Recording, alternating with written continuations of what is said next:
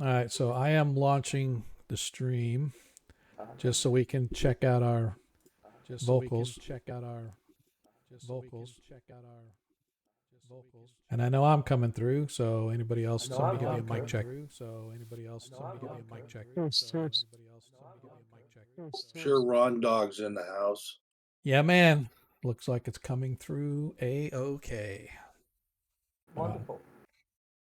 All right, so we got about 5 minutes before we actually launch, but I always like to get out here a few minutes early. Let some people get an early notification that are sort of subscribed to our tweets and stuff like that, and get a reminder that we're live, so they can get a chance to get a good seat. I don't want them to be standing room only. I So, understand. What is the tweet what's handle that you have? the Agora Quest? Agora, Yep. That's the same name as our Twitch handle. Uh, So,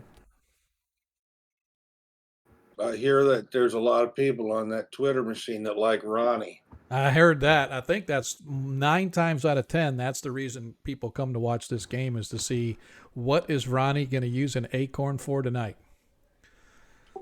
No doubt.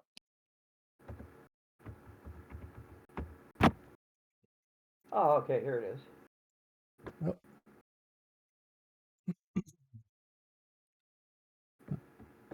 Look and see. Look at there. We already got Ronnie Noblight and Lando out there on the channel, along with myself and a couple other stalkers. We get all the hot chicks watching our channel. I just want to let you guys know that. If you look at the people that are watching, man, I'm like, who are you guys? I have no idea. What's wrong with them? Are they on fire? I think that's what it is, man. They need to throw a wet blanket on them is what we need to do. Yeah, as I said before, I got bounced off Twitch a couple of times for being myself. Yep.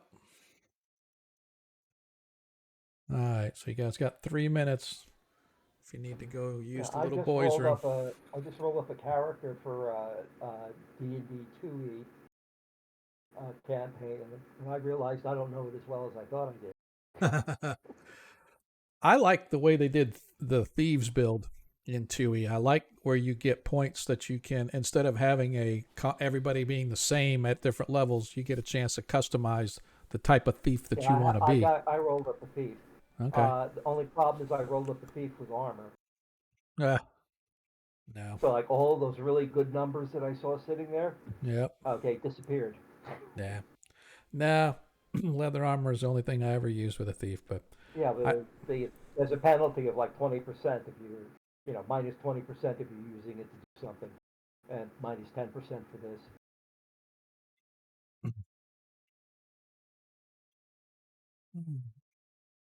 Deb, you gonna give me control of Burley? Yes, I'm going to double check and make sure you still do. He is supposed to. When I look at the configure ownership, owner is Loquacious Loot. So you should have control of Burly Bear. I don't know if you don't. I don't know why. I do not. And he's circled blue. Circle blue. He's got got the a rainbow circle on my screen. If you click on them, it might have done that, or if you do something. But so I am gonna see. I don't know. Do I have him? Yeah. So here's what I'm gonna do. I'm gonna delete Burly Bear for right now. Doop. I was just getting used. Well, I'm gonna put him back. Oh, okay. Thank you. Yep. I am going to. He's like the only one here I can talk to. Yeah. I'm gonna do that.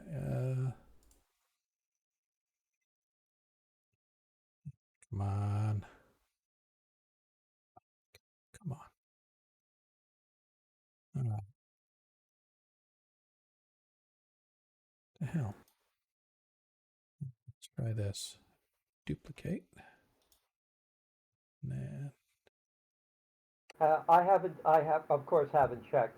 Have we gotten any comments from Twitch people about the mechanics of the system? Well, I mean, the guys, they actually, based on our game last week. Oh, hang on a second. We'll talk as soon as we get back from startup. So I'm kicking off and launching the stream right now. So let us go.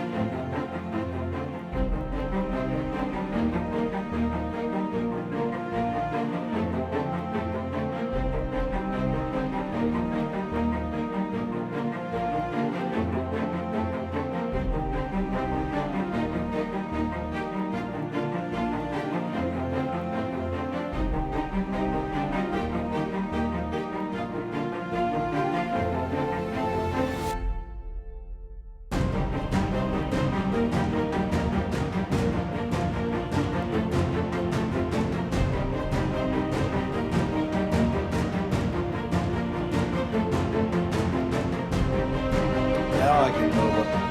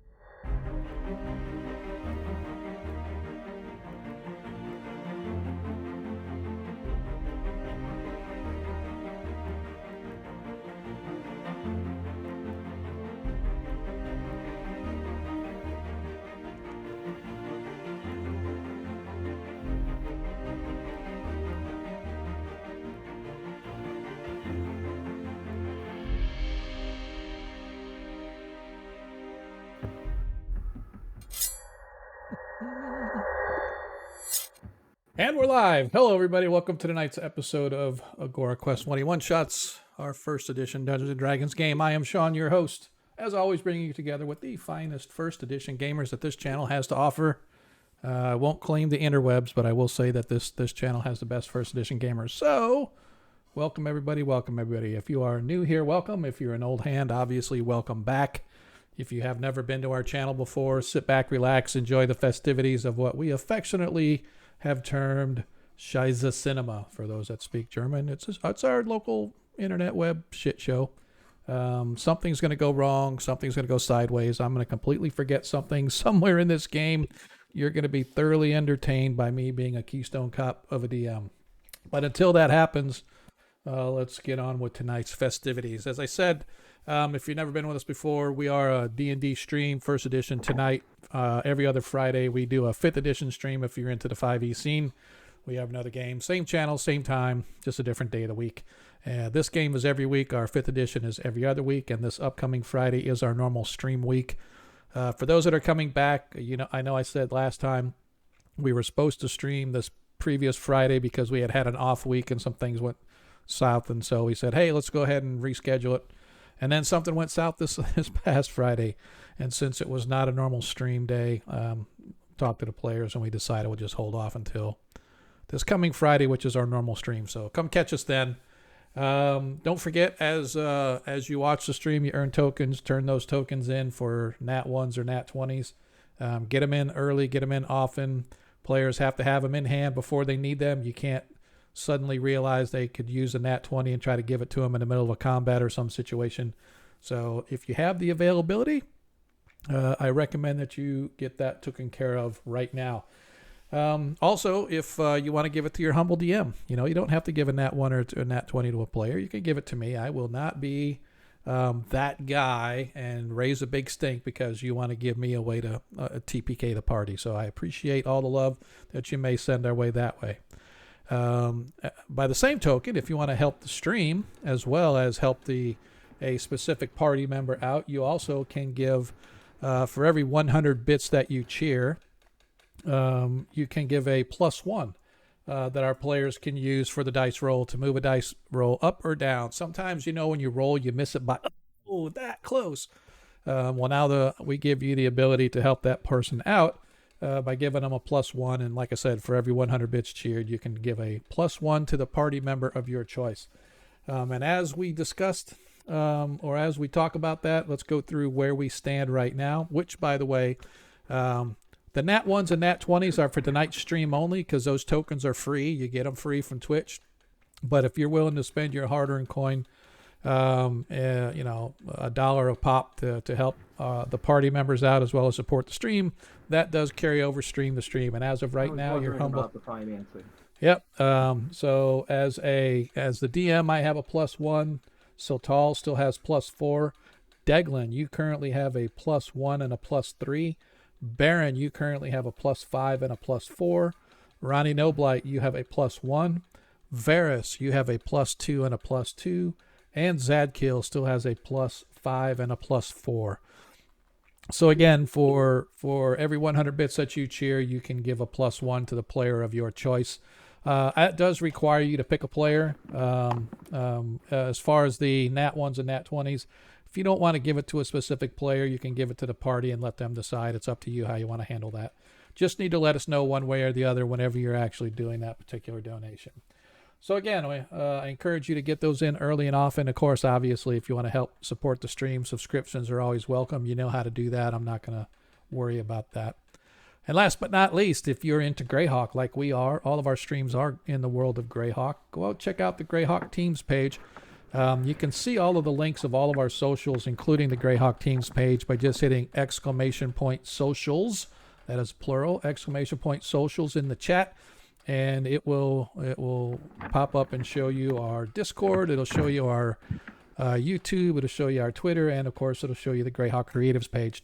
That Creatives page has, like 13, 14, 15 or whatever different content providers on Twitch that happen to do Greyhawk content. And there's a lot of great stuff out there. I encourage you to check them out. Laura Kazumba, Anna Meyer. I've talked about them repeatedly and often. Encourage you guys to go check them out. Show them a little love as well.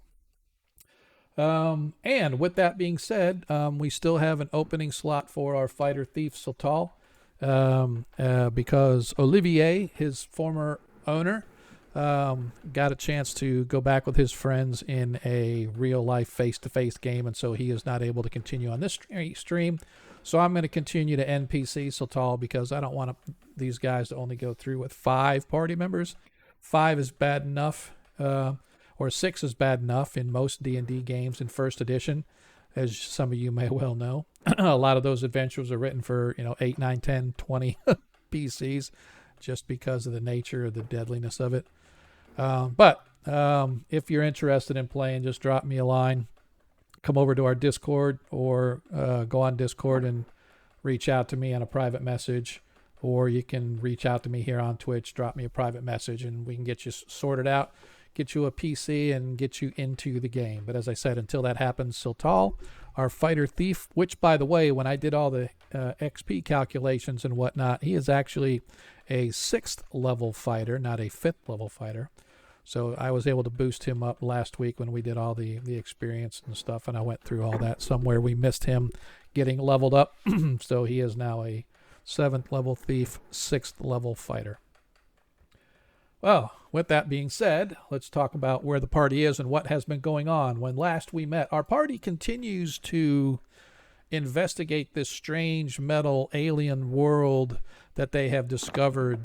They found this cave complex within the barrier peaks, and there were a couple of young soldiers who were running away because their former masters the knights and whomever came into this cavern complex apparently were dumped unceremoniously out of some strange portal that opened up in the side of the mountain and dumped their bodies out, and these metallic strange golems with these tentacle like hands and arms just sort of dumped the bodies out.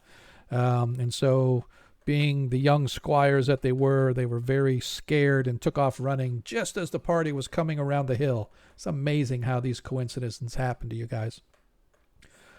Anyway, they discussed and decided that they too were going to go inside and explore these metal caves, and explore them they have been. As we sort of zoom out to show you some of the area that they've covered, it's actually more than that. I'm going to go through probably on our break and redisplay some of the mapping areas that are not being shown right now, because there's a whole area off to the east that they have done, as well as this whole area down to the south that they have done that is not being depicted here on this particular map of where they have been. And that's essentially because I copied this over from the previous game system to the new game system, and so obviously the fog and the map stuff was not translated over, so it's only been showing what they've explored since the cutover. For those that have been watching for a while, if you've missed, we are using a new Foundry game system. We were on, when we first started, Old School Essentials, just because of the fact that there was nothing out there that was anywhere close to D&D like that I could find, until AD&D Mike and his team over there on their ARS Discord channel, Advanced Role-Playing System, I believe it is what it stands for. I might be wrong, but ARS, Advanced Role-Playing System, sounds good to me.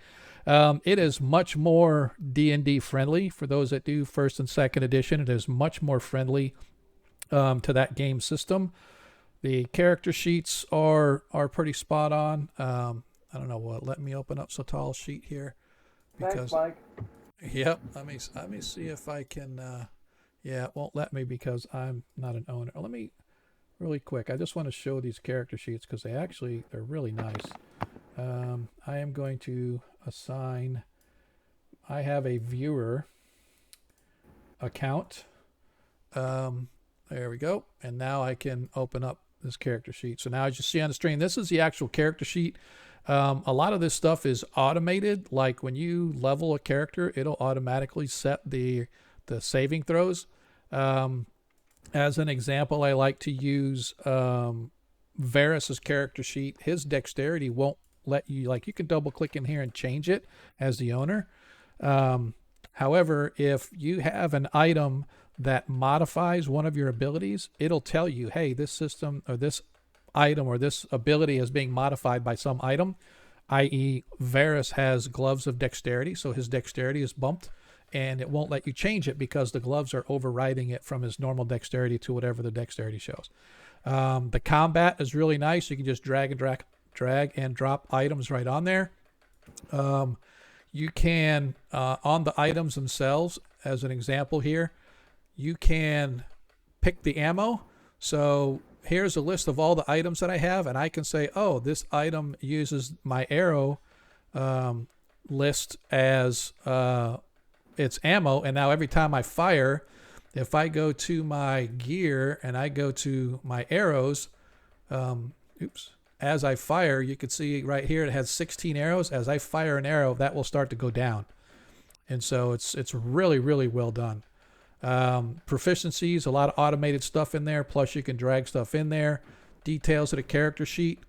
I love this because here's the class level advancement. As you level, it will automatically roll your advancement hit points. And as you can see now, if I were to come up against a vampire and get hit by a vampire and it removes levels, it'll take off the appropriate hit points. So now you don't even have to remember, how many hit points did I roll up that level? We just got it right here. So again, experience, it keeps track of your experience for you. As an owner, I could probably change this. I know as a DM I can, but what's really nice is the DM. Now I can't show that screen here because I'm not a DM, but on the DM side, it'll have essentially a screen that allows me to apply experience to the players. And I can do a specific player, I can do all players, and it'll show up on my character sheet as unapplied experience. So you can look and see, oh, the DM just awarded me 5,000 experience. And I can click apply that experience, and it'll automatically apply my experience, and it'll handle leveling and all that stuff. So yeah, it is a really, really well done system. We just started using it last week officially.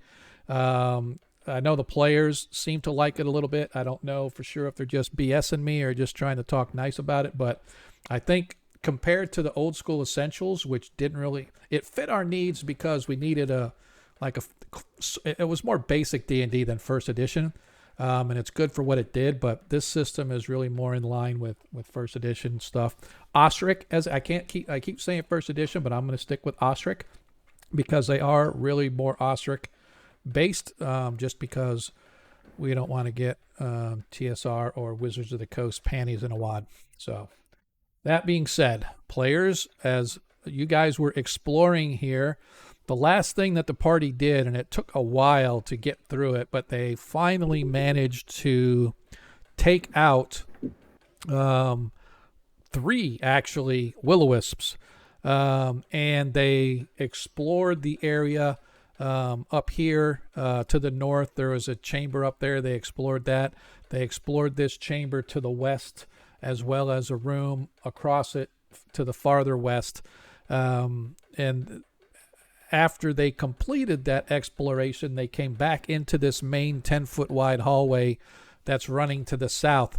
And as they began to move south, our intrepid wizard Baron moved to the south, and he had his light up so that he could see, because he and Zadkiel, being human, although this place is a little bit dimly lit, they wanted more light. And as they moved south into this area where to the south there's this cross tunnel, and there was a bunch of fungi and plant growth coming out of the west or the eastern tunnel. And as they approached and the light began to pass over the top of the fungi, this piercing screech started emanating from the region as the party all realized that the fungi has numerous, or at least a few, shriekers, which are plants, fungi-like plants. They live in other fungi zones, but they are very Loud. they're very loud, and they don't like light, and they don't like a lot of heavy movement going around. So when you're moving around shriekers, you tend to be, or you have to, once you realize they're there, you have to move in the darkness, A, and B, you have to move very softly and quietly so as not to rouse them. However, that being the case, the party has heard coming from the east this familiar thumping sound of like wood spears and javelins and whatnot upon the ground, or upon the floor, as it reverberates around the tunnels. As you guys know that coming somewhere from the east are those plant-like vegapygmy, as we're calling them, because they're pygmies made out of vegetation. So we've elected to call them vegapygmies. You know that there is some, however many you don't know, down that tunnel coming from that direction. And with that being said, gents, folks out there in TV land, I want to welcome you to tonight's episode of Agora Quest 20 One Shots. This is episode number 76, and I believe I believe it's the 5th session. Is it the 5th session or the 4th session? I think it's the 5th session that we have been within these very same barrier peaks. And we haven't even got off the first level yet. So let us jump into tonight's episode. As you hear that screaming coming from the south, as I said, Varys, Zadkiel, Baron, Deglin, you guys have faced these shriekers before, and you hear the sound of what appears to be a war party, or at least a contingent of those plant-like creatures that you have been fighting since you got in this place. What do we wish to do? I'm hearing the background music over this one. Baron is going to back up behind somebody with armor, And it's session 6, by the like way. right about here. Is it 6? Okay. All right. Well, as you guys are right now, I want to say, Baron, you are actually down there when we Well, started yeah, the game. we were down there. We were down there when we started the game, and I decided I wanted to back up. Okay. All right. Since we're not in, we're in basically free movement at this point. Yep. All right. So, what do we wish to do, gents? As you hear that sound coming from down there, I know Deglin. I see you just moved down there to join up with Zadkiel. Tino, are you with us? Monkey, are you with us? Yeah. Okay. I just want to make sure because I know that you might have to leave early, so just let me know whenever you got to bail. Yeah, I will. The DM's looking good in yellow. He does look good in yellow. Yes, he does. All right. What do I want to do, gents? We're I'm continuing on. closest to it, right?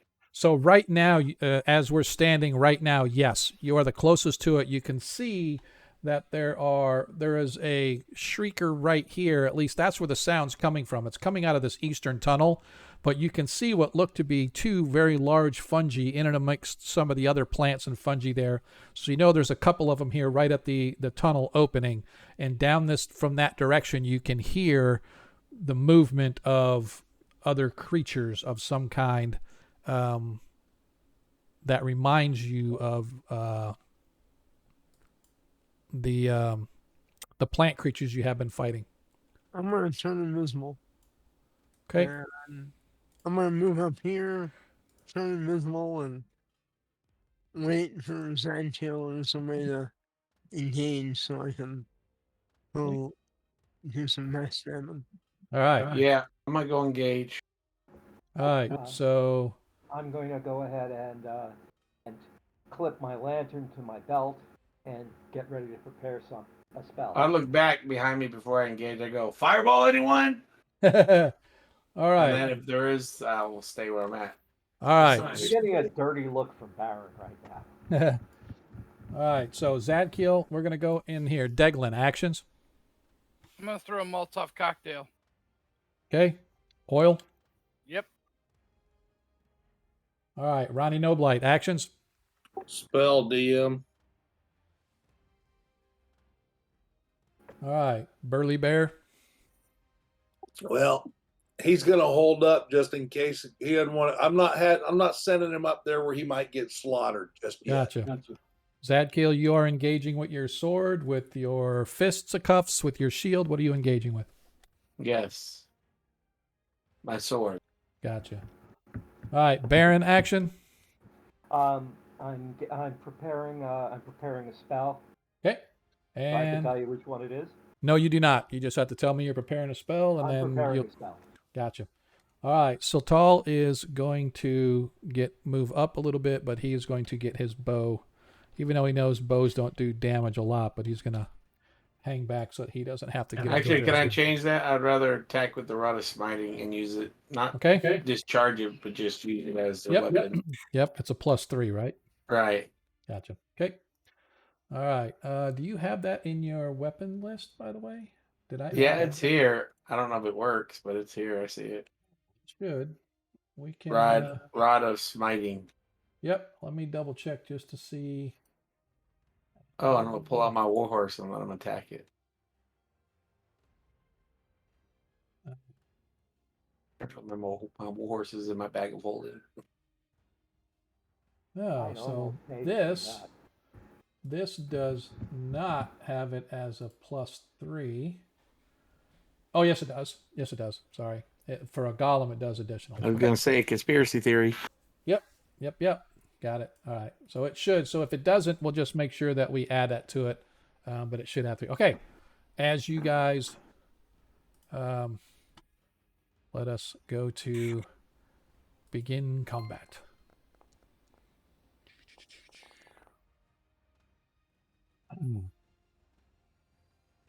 What's doing? All right. As the party gains the initiative, but I do want to show that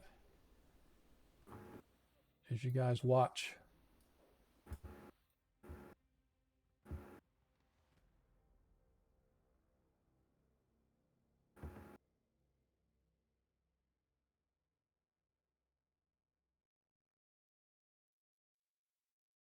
What do we have here? You guys watch as a small contingent of these creatures come pouring out, and upon seeing you, they begin to attack. So spellcasters are up first. So Baron, go ahead and cast your spell, whatever that may be. Okay. More or less centering it around here. Okay. Slow. All right. Is it everything in a zone, or is it specific number of creatures? I think it's a specific number. To be sure. Okay, let us.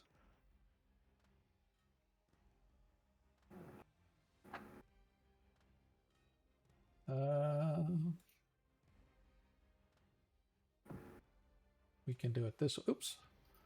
That was my fault. It's already there. Let's see. 90 feet. It Area is. of effect. 4x4. One creature per level. Yep. And That means that there are 9 of them that are. Yep. So any 9. So how many are there? 1, 2, 3, 4, 5, 6, 7, 8. So at least 8 of them. And if you cast it, if 40 foot around, so you want it to be 5, 10, 15. So you actually want to cast it right about here. Yeah. If you can see. Yeah, probably right down there at the junction.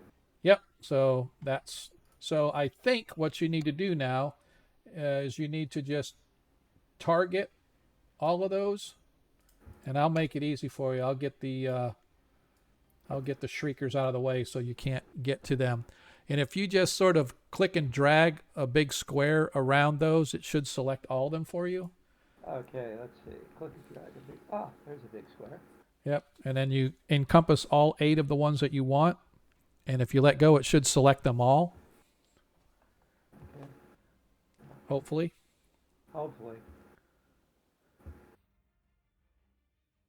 Okay, here we go. Right click. Right click and target them. Okay. Draw the square. And it disappeared. I think, yeah. You might end up having to do them individually. I hope not.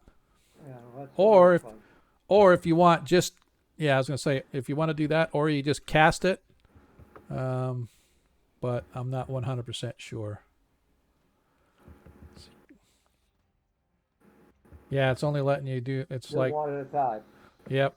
All right. So essentially what I would do is I would just cast the spell and see if it allows you to cast it without having to select anybody. And we can just manually. Okay, so, cast. That looks all right. Okay, slow spell, cast. Yep. All right. And then. Okay, that's interesting. Yep. Okay. And then click on. Okay, good. Yes, it's been cast. Okay. Now if we go to effect, I think if we go to select, let me target. Give me just a second. I'm going to try to do this for you. I know it's probably different for players, but I'm going to select all 8 of them. Okay. All right. Now if we go effect slow. All right. So it has applied slow to every one of them. And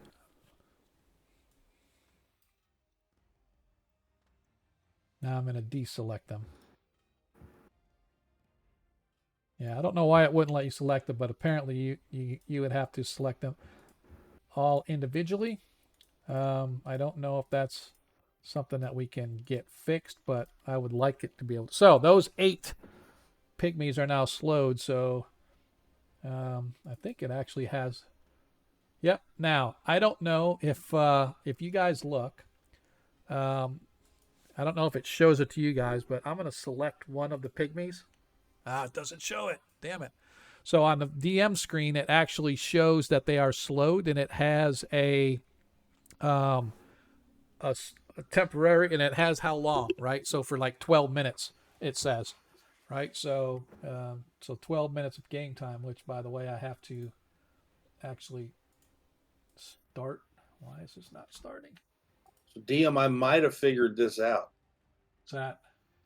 So if you use the targeting and you hold down your shift, you can target every time you click on one of the enemies, they become targeted. Then I'm going to guess when you cast your spell and do apply effect, Yep. it would do the whole bunch of them. Okay.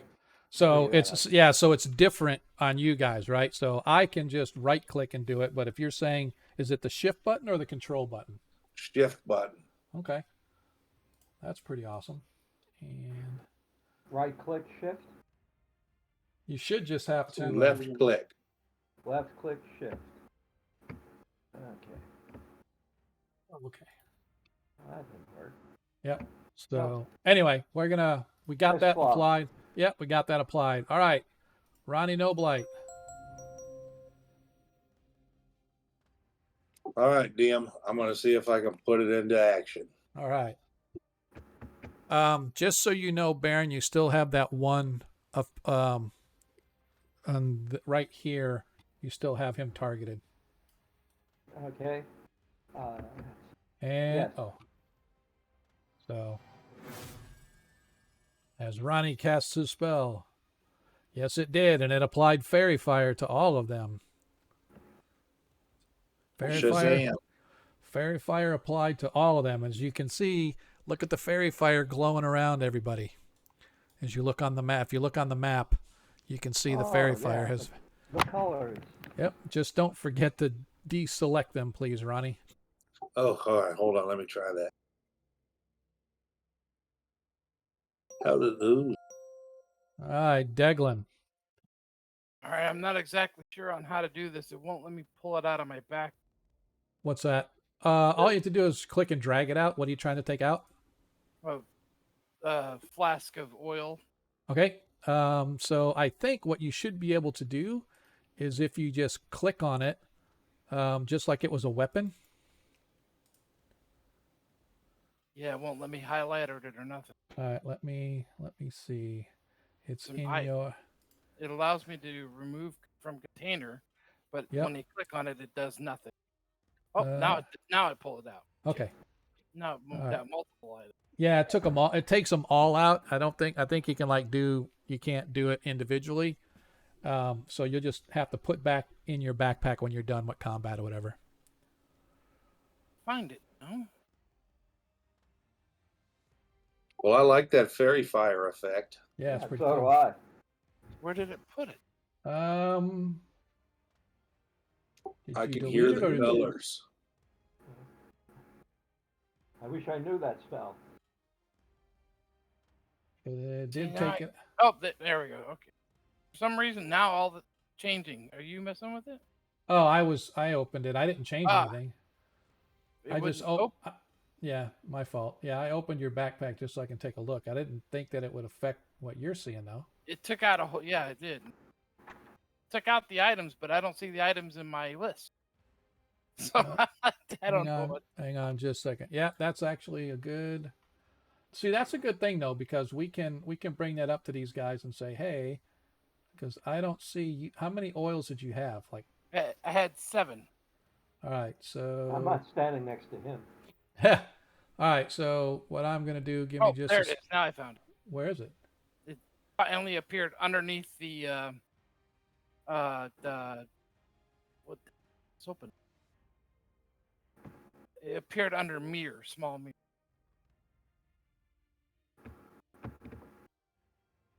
But I thought your mirror was in your backpack.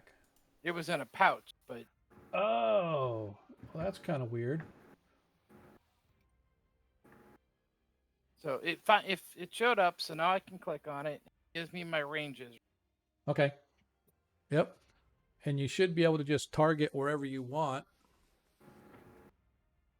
Throw it. You might have to target a specific creature with it.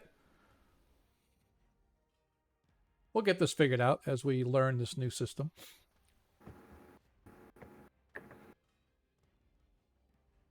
Trying to.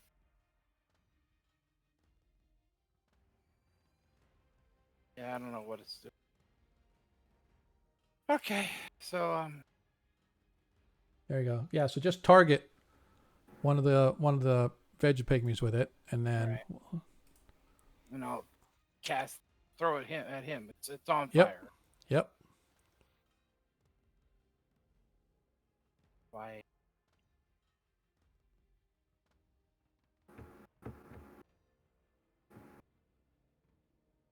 Is it not letting you throw it?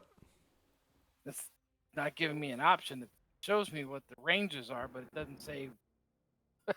There it goes. Oh, no, it was a magic missile. Who cast that? No, that was me. Yeah, That don't was- don't. I'm sorry. Nope. No, that's Sorry, fine. Nope, I'm you're just okay. looking to see if I had affect normal fires in my arsenal. Yep, no worries. All right, so I don't. So let me see.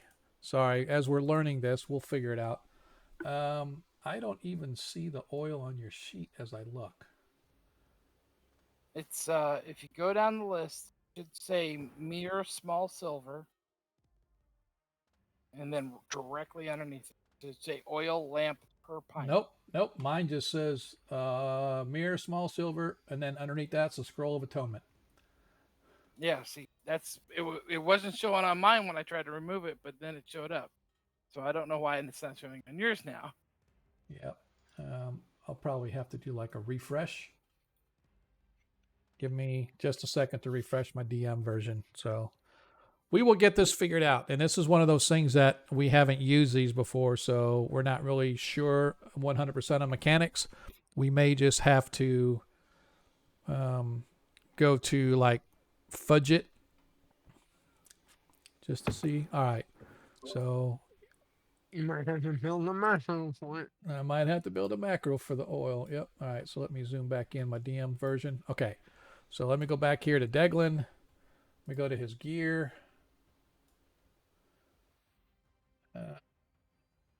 There's the oil. Okay.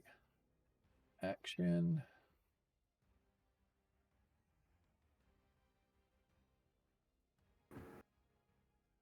All right. Why is it?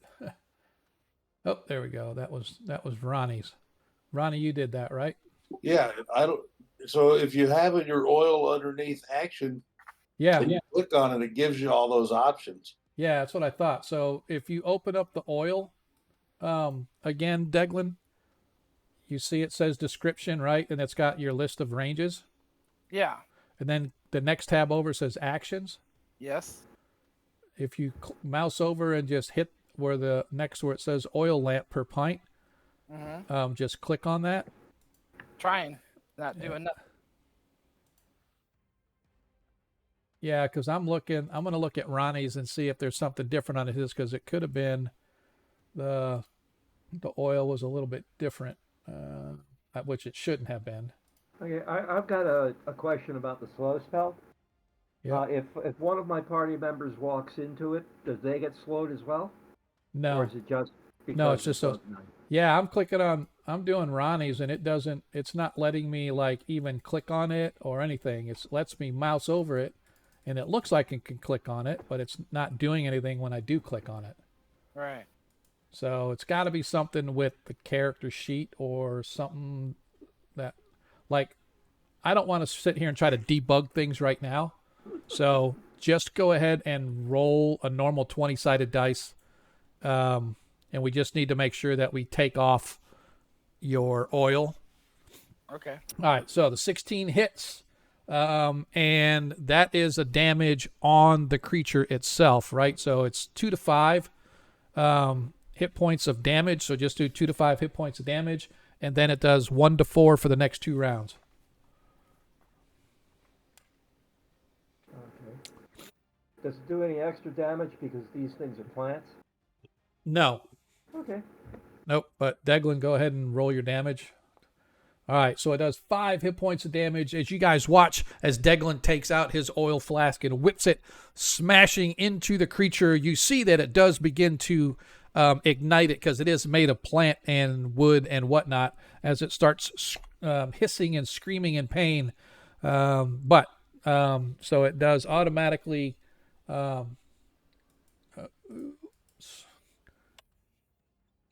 It does automatically the 5 hit points of damage, and then it does 1 to 4 for the next 2 rounds. Oh, maybe it'll get the shriekers too. Yeah, on that creature. Oh, and speaking of which, I need to put my shriekers back. All right. So for all that, we now come to Sotal. As Sotal takes aim.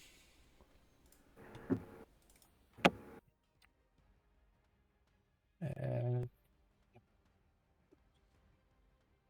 as he goes with his bow.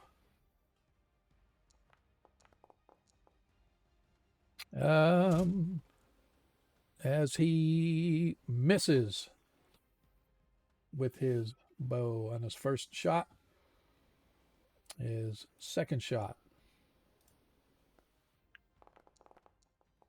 As that one hits, as it takes 3 hit points of damage.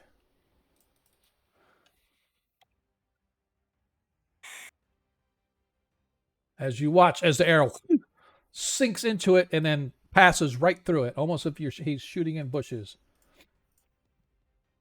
All right. As we're finally getting this. Varys. You're up, sir. Yeah, I'm gonna just wait Okay. until they close in a little more and potential charges somewhere or whatever. Roger I that. can do some backstabbing. All right. So I'm Zadkill. gonna be invisible and just wait. Okay. Zadkill, you're up. All right. I'm going to go up and hit that one. All right.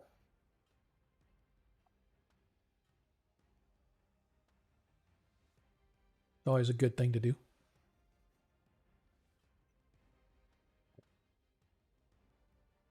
So the pygmies will get their attack this round, but next round they won't? That is correct. All right. I'm cooking with you, Tim. Okay. Not sure. Okay, that's okay. I'm hitting the wrong thing. Here we go. Let's try this. Yeah, there we go. Oh, Rod of Smiting, attack against hits. As he does 8 hit points of damage, and it did apply the 3 plus your strength damage, so did a total of 8 hit points of damage. Nice. Okay. Nice, as it is still standing, but you only get 1 attack this round, right? You get 2 Yep. next round. All right. Okie doke. As we move Burly Bear. Burly Bear's just hanging out.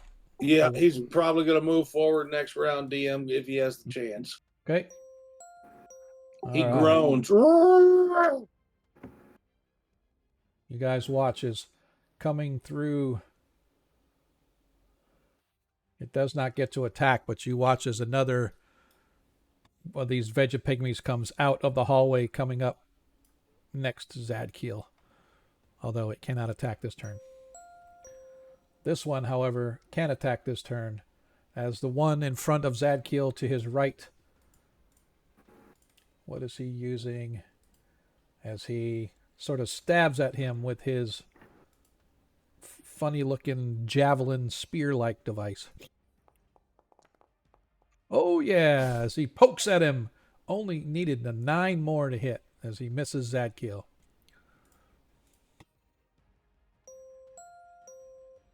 All right, as that one runs down the hall to warn his brethren. As the next one moves up right here to attack Zadkiel. As he swings this big, heavy-looking thing, it looks like almost like a bone that's been wrapped with other material to make it heavy on one end. So it's like he's swinging this femur bone that's got a big knob on the end of it to make it look like a makeshift mace. As he swings down, oh, so close. He only missed by 11. I like this system. It's actually telling me how much more I need to hit. So if I want to spend any of my points. All right. 15, 20, 25, 30. As he moves up. Oh, hang on a second. This is really cool. I'm going to move this one up right by you guys. Look at the fairy fire is on the individual creature. It's not on a zone. So when I move them up there, it actually has the fairy fire on them. So you'll know if you get bonus or not. That's pretty badass. I'm sorry. It's the little things that I get impressed by. Are we sure it doesn't automatically add the bonus when we attack now? It should. So that's why do not add a bonus on your fairy fire for attacking.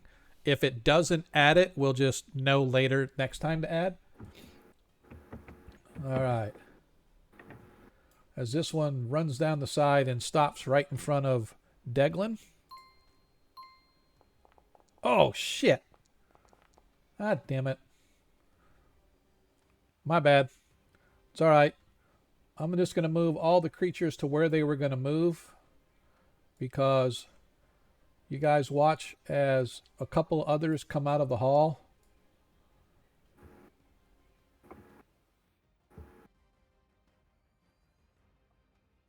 Zadkiel, I just put one right behind you. You get an attack on it as it passed by you out of your range or through your range. So you get a attack of opportunity on it as it passes by you. So go ahead and target it and attack with your club or your rod of smiting.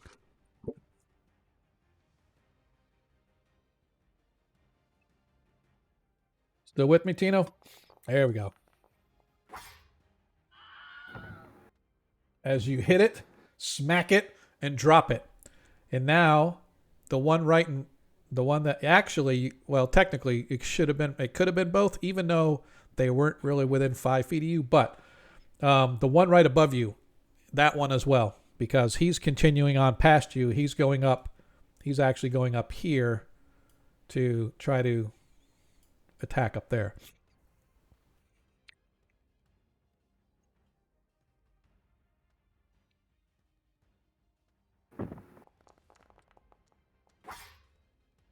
Oof.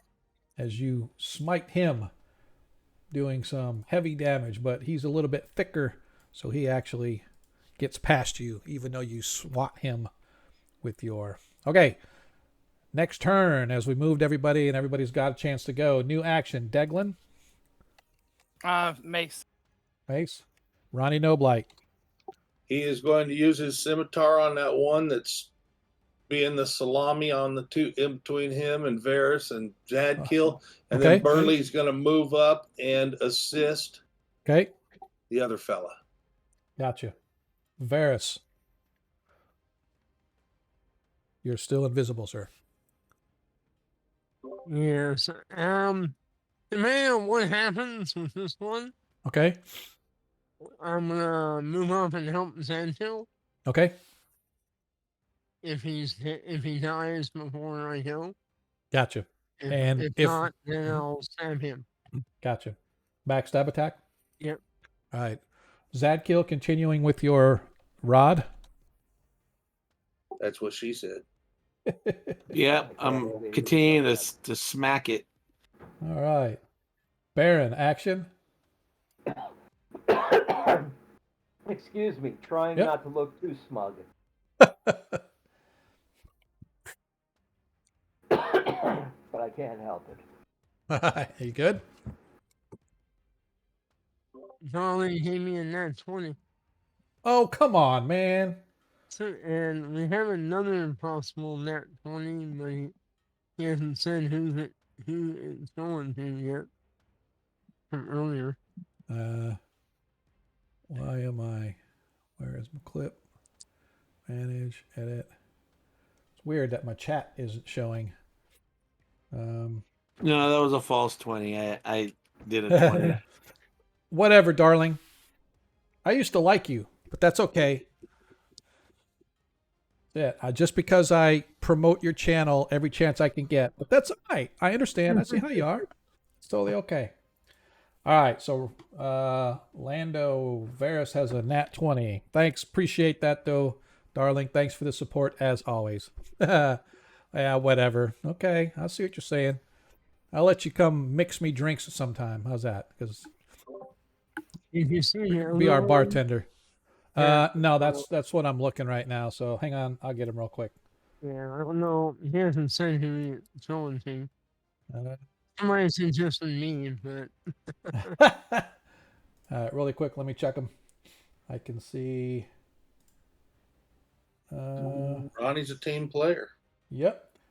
Darling gave one, GD gave one, and Monkey gave one. Monkey can't give nat 20s, man. Nice try. Oh, it was to you too. Oh well. Whatever. All he right. was the one I was talking about. Hey, sorry about that. GDT. Right now, nobody in the party at all has any nat 20s. No worries. Give it to Varus. So now Varus has 2 nat 20s. All right, we're good.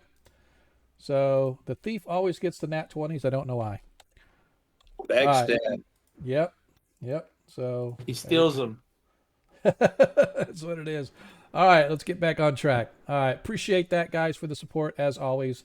Even though Darling's now on my shit list, but that's okay. I still love her. She knows I do. All right, let's get back on track here. Where were we? Let's see. So, Baron, your actions were you were the last one I'm waiting on. Your actions for this My next action turn. basically is waiting to see what's going on. I've Okay. got the spells I could throw, but I don't think I need to. Okay. All right. And looking smug. And looking smug it is. All right, as we go for this turn, Baron, normally I would say you're up first, but since you're bypassing your action, so we will go to Deglin. You're up as the party wins this initiative this round. Yeah, I'm gonna smack the guy to the side of here. Okay. Clear the chat for this turn.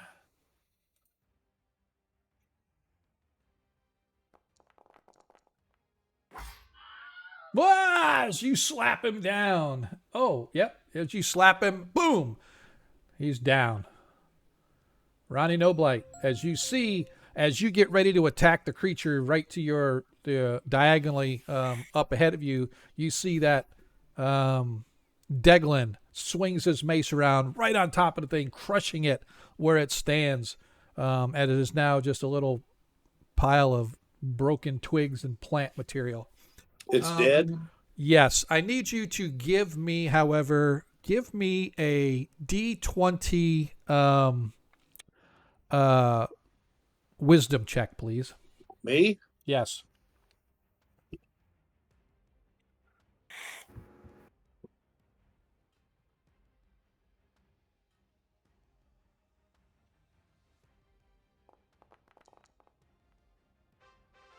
So, as you look, as this creature dies horrible death, as it's crushed beneath the mace of your brethren Deglin, you notice something interesting on the creature's skin, if that's what you could call it, or its body or whatever. As its skull is crushed and it falls, and you see what looks to be bits of plant matter and material that make up what you would think is its brain.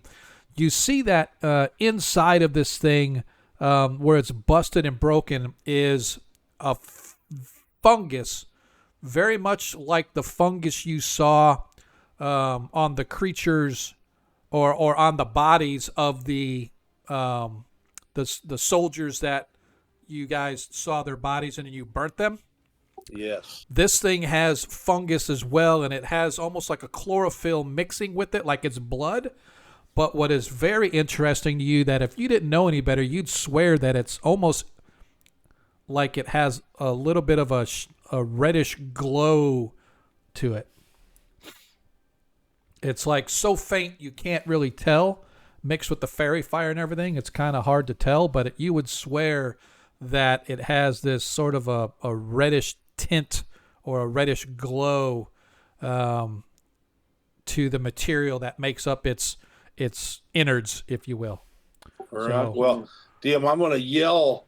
These stick men are infected. Be very careful. And now, DM, I was gonna slice him with my cutlass. Okay. Is it possible that I could instead pour oil on his dead carcass? Yeah, sure, absolutely.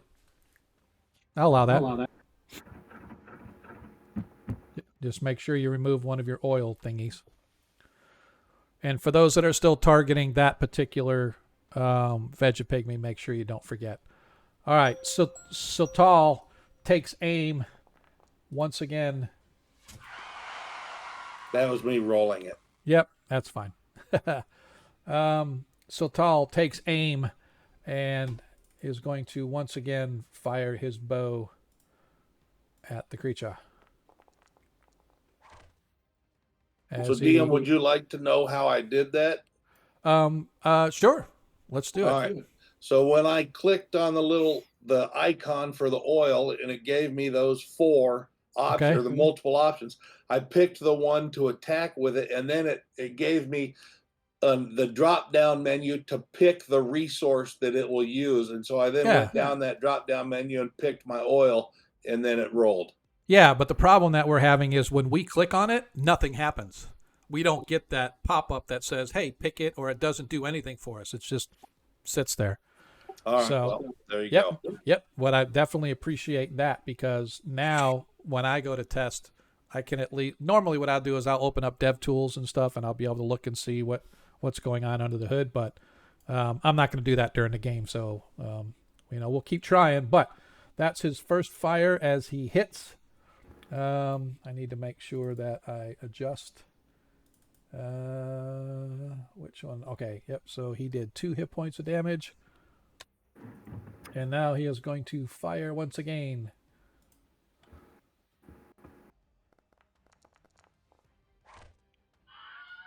But he is not dead, contrary to popular belief. All right. Okay. He is... Why is it showing? It's funny. It's showing that he's dead, but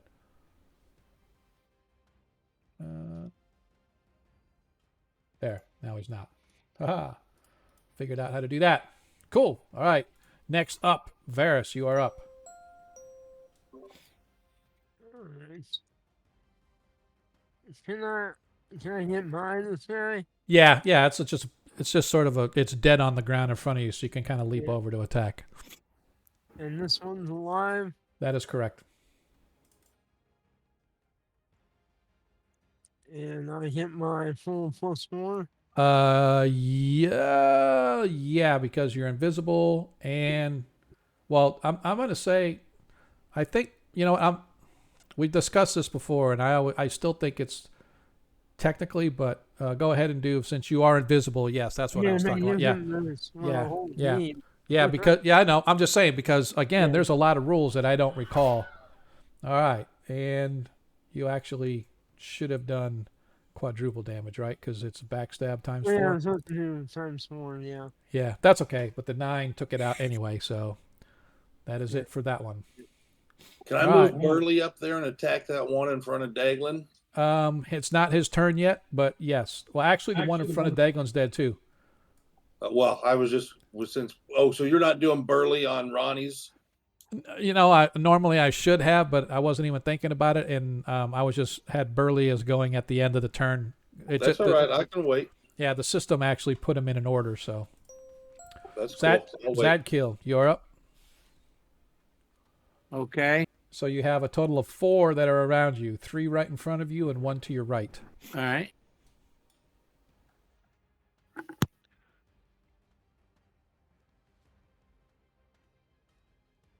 And you get 2 attacks this turn, by the way. Correct.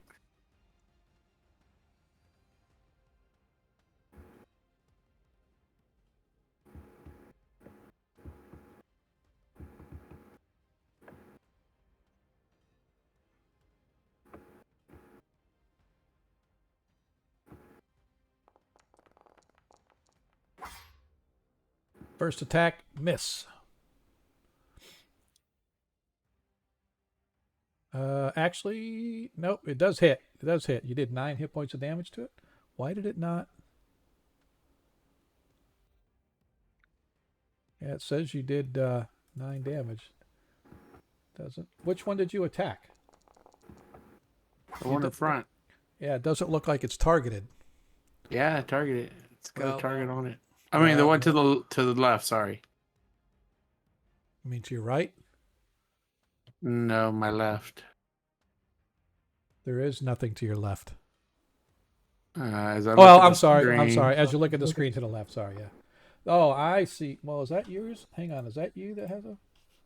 That's why the one that you're targeting is already dead. So let me do... That's all right. Let me do this one. So this one... Now it's really dead. Hang on. The first one, you did 9 hit points. So it's already dead. So... Why is it not? Oh, for crying out loud.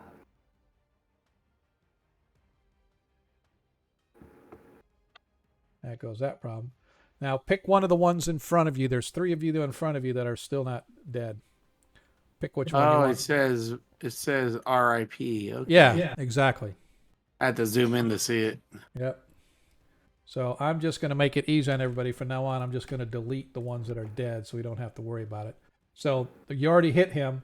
So I'm going to take the 10 hit points off of him. Yeah, I'm hitting him both times. Yep. Well, you already did. You already got 2 attacks. You killed the one to your right. Oh, And I then thought he was dead already. No, there were 2 of him that were to your actually left. There were 2 of them on the left. One was dead. The other one was not. Oh, yeah, that's fine. Yep, you killed the second one. So now they're gone. Now you hit the one in front of you for 10 hit points, and I just adjusted it. So now it's Burly Bear. He didn't make a sound, though. Yeah, no, because he didn't get killed. That's why. Oh.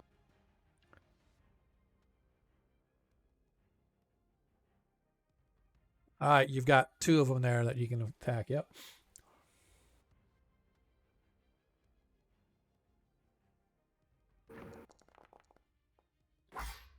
This Burly Bear hits for 1 hit point of damage for the first one.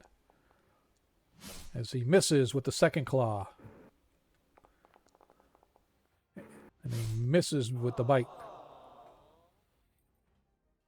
And that is it for Burly.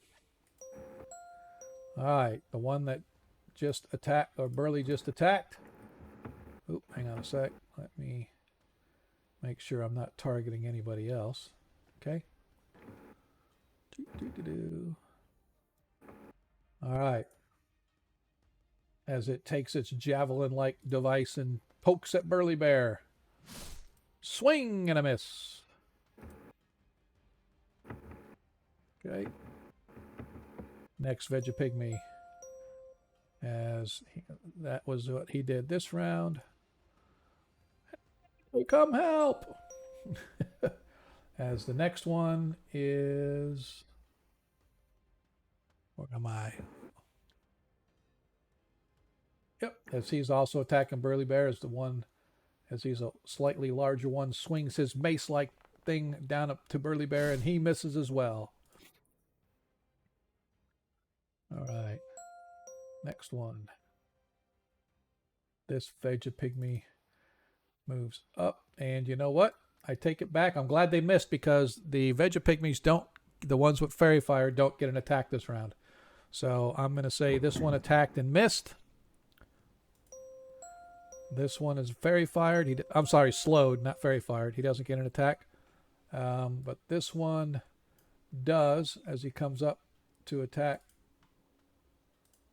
Burly. Tries to stab him with a dart. And he misses. And now he's going to step out of that space.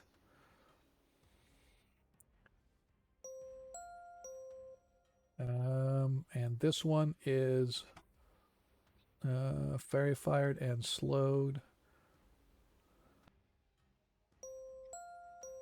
And this one is slowed, so they don't get an attack this round. As we are back to the top of the order. All right, actions once again. Deglin, actions.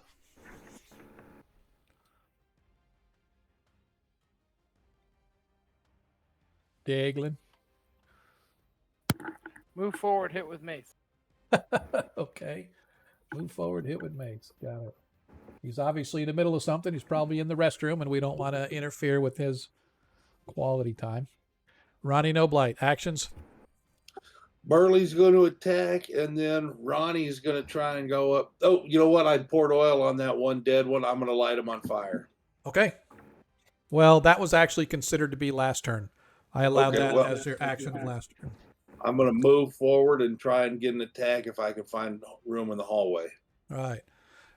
I do need to, however, let's see. That wasn't the one. Which There one was did you hit with the fire? I forget. Deglin. It was one of the slow Oh, ones. that's right. Okay. That was the one, but it already died. That's right, because then somebody hit it and died. It died. Okay. Because I needed to take off the. Second round. Yeah. Okay. Yeah, I was gonna say he had already died. So Ronnie, I take that. Say that again. I apologize. I heard what you said and then I didn't write it down. He's going to close and try and attack somebody. Gotcha. Varus action. Now, as a reminder, I do allow you guys to move into your friendly fire space to do an attack, as long as you have room to step back out and attack after the Yeah. attack, like I'm 5 feet going up, 5 feet to, back. I'm going to turn invisible Okay. so I can get some surprise on the enemy. Okay. And then I'll attack this turn. Okay. If he doesn't have them all down. Okay. Or Zad- Zantiel. Zadkill action. Keep doing what I'm doing. Okay. Baron action. Everything looks fine to me right now. Okay. You are waiting I'll eye. be looking behind me. Okay. Watching behind you. And Sultal is going to continue. He's going to move up a little more and fire with his bow again. All right. This round of initiative, all the Vegapygmies do get their attacks. So let's see where we are. Let me deselect Burly Bear here. And I'm going to do this just so I can see who. Okay. So this one right here in the middle, he is going to be attacking Burly Bear because he's made a meat that they can see. Pokes him. Misses. Next attack as he's moving back down. 5, 10, 15, 20, 25, 30, 35, 40, 45. 5, 10, 15, 20, 25, 30, 35. As you watch as another Vegapygmy comes out around the corner. All right. That's his turn.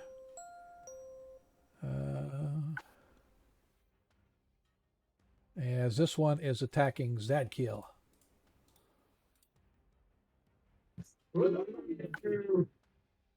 Swings with his heavy mace-like club. Easily misses Zadkiel. Yes. Not like it's that easy to hit him. All right. Which one is this? Okay. He is attacking Burly Bear. Oops. Got to target Burly Bear first. Swings with his club. Oh, misses Burly Bear as well. Man, these guys can't hit for squat. Well, I need to get some Burley has people- been lifting. I do. Yeah. I need to get some. All right. He is going to move up and attack Burly Bear as well.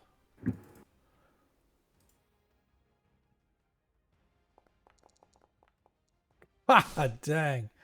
And he steps back. Burley roars with delight. Right? Which one is it?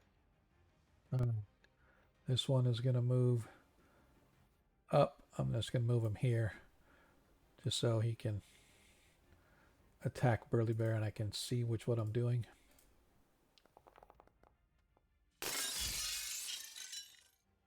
That's pretty close. Nat 1. I like it.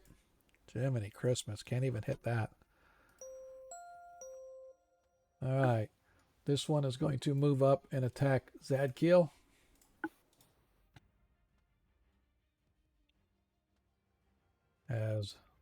This one pokes at him with his javelin. Oh, misses again. How did I figure? Killing me. And he is going to move back. And last but not least,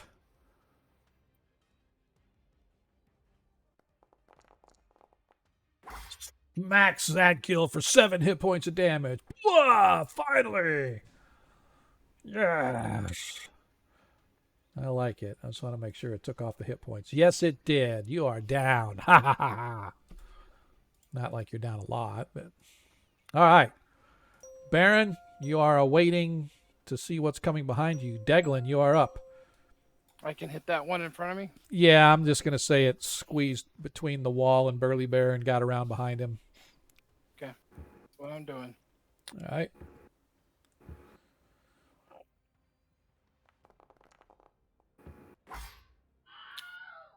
Thanks. Killing me, Smalls. All right. That's it for Deglin. Ronnie Noblight, you are up. As a reminder, you can move into either, well, I'm going to say close enough. You can get into Burly Bear's space to attack, and then when you move back, I'll put him back.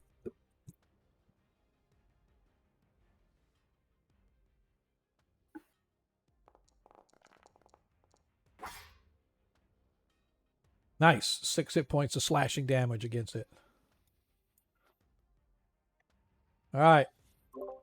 That's it for you.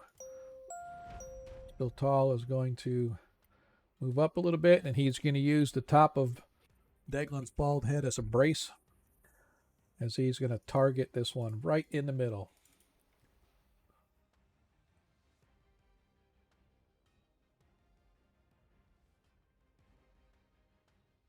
Why didn't it fire?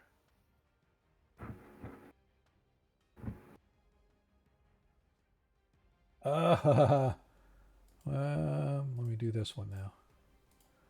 I wonder if that's why.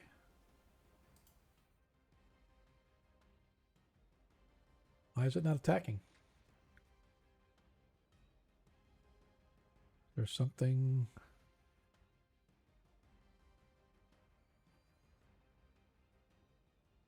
For some reason... Oh, was that me? No, that was Varus. What would you... Was that an accidental roll, Varus? I'm just trying to figure out why Sultal's weapon isn't firing him. Yeah, I was trying to modify the macro when I picked the wrong thing. Sorry. No, you're good. I'm going to build a new one for my past stamp. So it's not letting Sultal attack with his... Let me check. Maybe he's out of arrows. That's what I'm going to look at, but I don't think so. He's... let me look at his other one. Now he's got 14 in one and 18 in the other, so...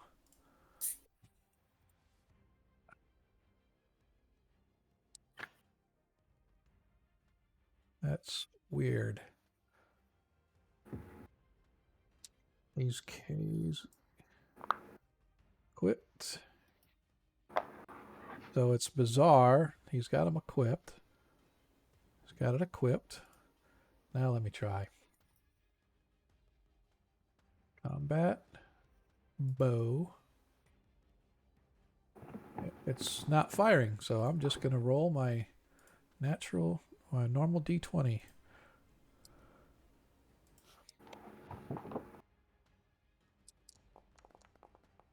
As E...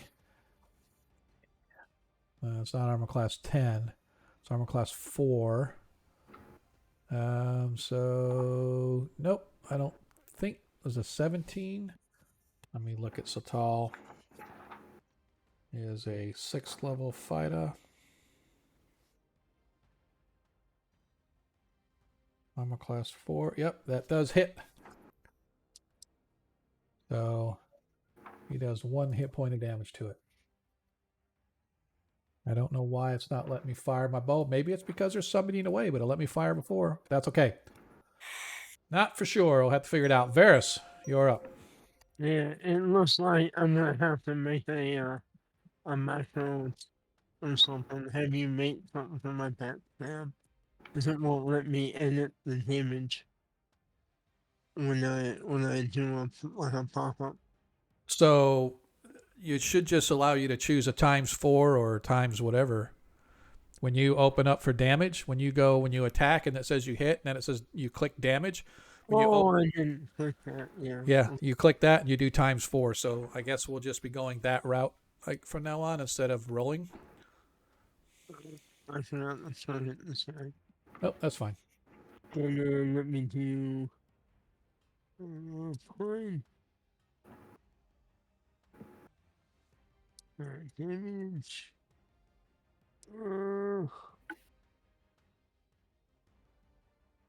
There's no jump there.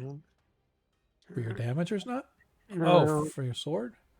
there. Damage style normal. When you click There we damage go. style, Okay. normal. Yeah, and then do ×4. There we go. Alright. 12. Usually it's supposed to roll 20. Yep. And which one did you attack?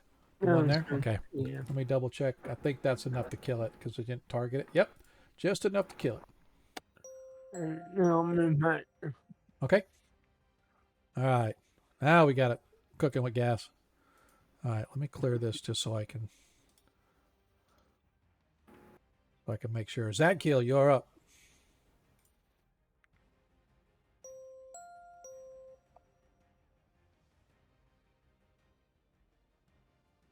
Pick which one you want, Zadkiel. Got one attack this round.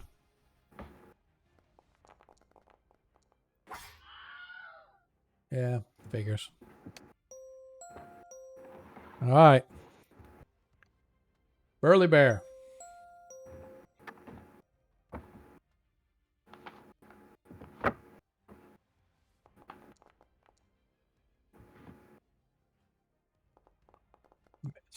Second attack missed. And the bite hits.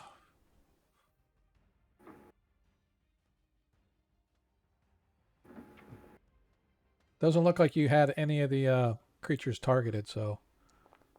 Oh, I thought I had the one right next to me targeted. That's the one right there. Okay. Yeah, for some reason. How much you did? 4, right? 4 points. Yeah, for some reason it didn't look like it. Oh, yes, it did. Yeah, it did. Okay. Yeah, it's weird. It didn't look it took it off at first. Okay. We are good. I think that is the end of this round. Back to the top of the order. Deglin, actions. Mace? Yeah, if I can get up front, can I go past 2 people? No, because you have to be able to move and get out of the way within 10 feet. So, as of right now, you could not get through. I'm gonna try a spell then. If I'll look at. Okay. Ronnie? DM Ronnie wants to use his sling on one of those shriekers. Okay. And Burley will continue the attack. Yep, and there are actually 2 of them. I don't know why there's only 1 showing. I got one showing up the hall and then one at the intersection. Yeah, so that's the one. It wasn't showing on my my player's view of the map. So yeah, that's why. There's 2. There we go. I got them both there. So okay. So Ronnie is with his sling. Burly Bear is continuing his attack. Varys, you are no longer invisible. So it's your call what you want to do. I'm going to turn back invisible. Okay. And then try to, move ahead if Zadkiel can make an opening. So again, you can move through, and since you are invisible, I will let you try to get past the 2 Vegapygmies right here. Sneak past them. It'll require a stealth check by you to get past them. And if you do that, then I'll allow you. You can go up to your full movement as long as you're not attacking. You can move your full movement. Yeah, I will try that then. Okay. If you fail, then you're going to get stuck like right where you're at. Is Yeah. that fair? Fair to you? Fair enough. Okay. All right. So invisible. Zadkiel, continue with your rod of smiting. Baron, continue with your look around. Mm-hmm. I'm Okay. gonna move up 10 feet. All right. And Sultal is going to try to continue with his bow. All right. As we come to this, we find that the party has once again won the initiative. So, Baron, you go, and you can go ahead and move yourself wherever you want to move to. Deglin, you're up. Instead of a spell, I'm gonna do another fire. Oh, so going to go ahead and try it. Yeah. All right, go ahead and try to target one of them with your oil. All right. And then just roll a d20 and +2. You shouldn't have to add the +2. Oh, I'm sorry. Never mind. You did it by hand. Yeah. 17 hits. Which one were you targeting? Should be the one right in front of Burly Bear there. Yep. Gotcha. So go ahead and roll a d4 plus 1.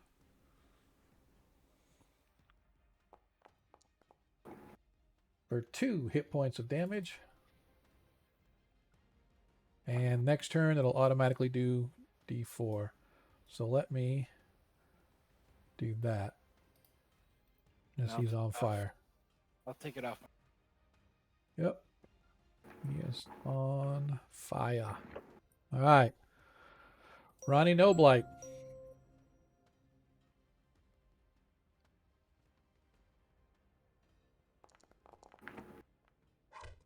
And hits. As you hit the Shrieker for 7 hit points of damage with your sling. Poof! And it's shrieking still. All right. Sultal is going to try to target one of these. See if this will work.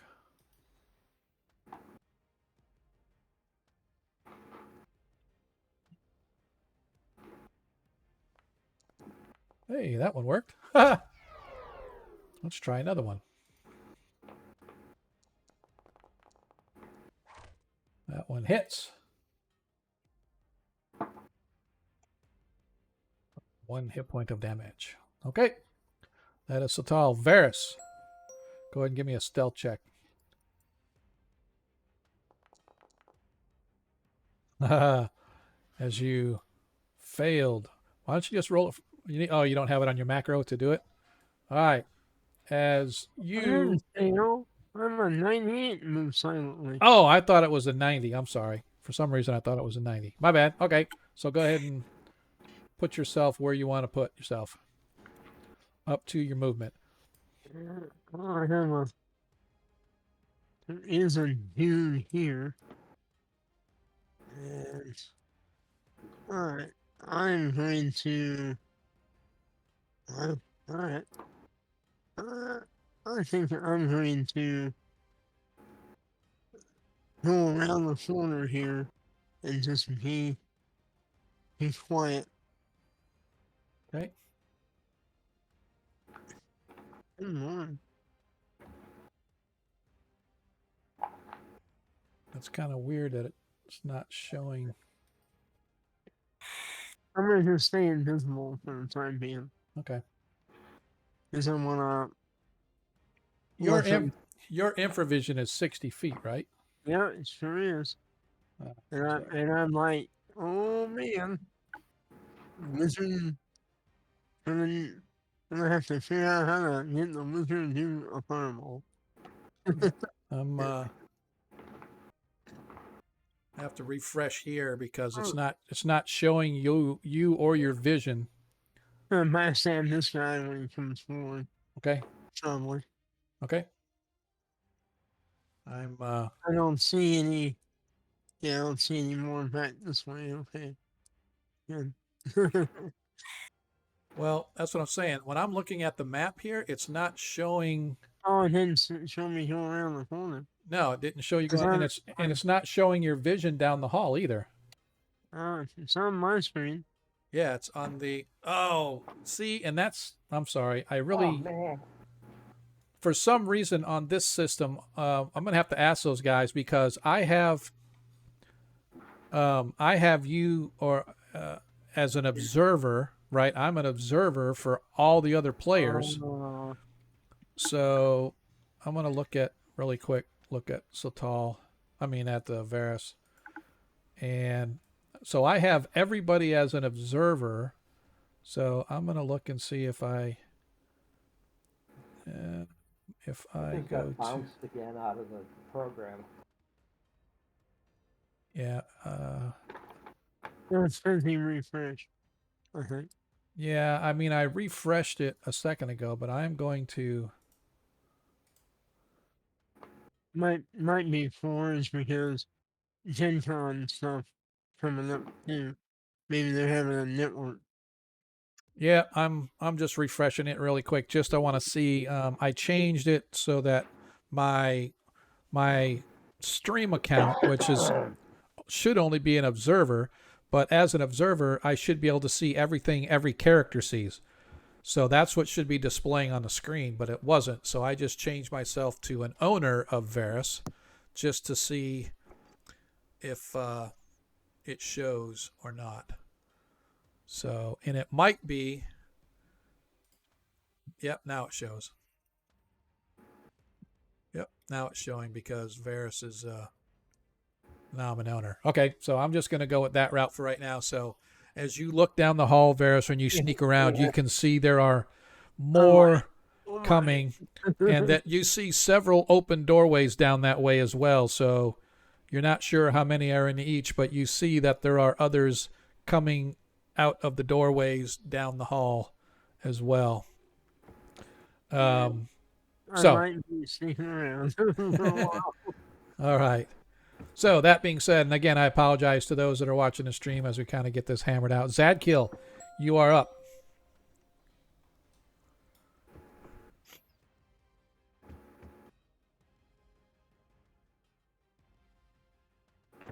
Don't forget, you get 2 attacks this turn.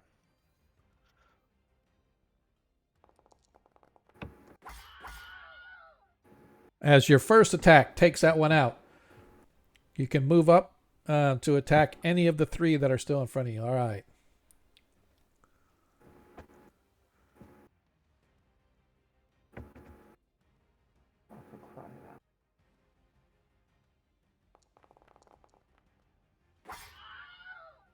There's your second one.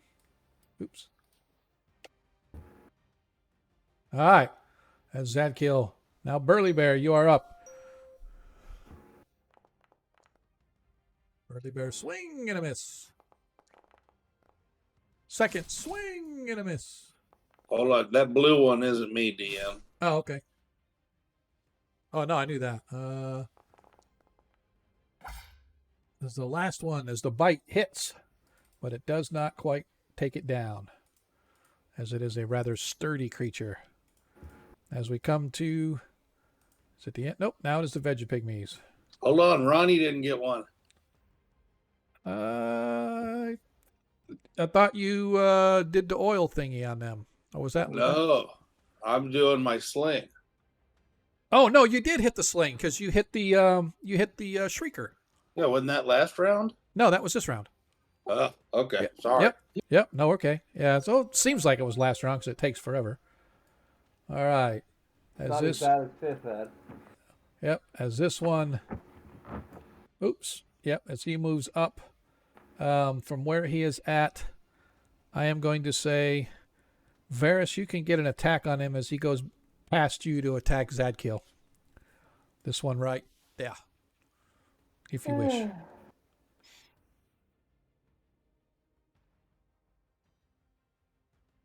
You know, yeah, I will, just because I want to help out and then I want to say something. Okay. When I appear, I'm going to say, the horn is coming from these. And, alright, let me, open my macro back up.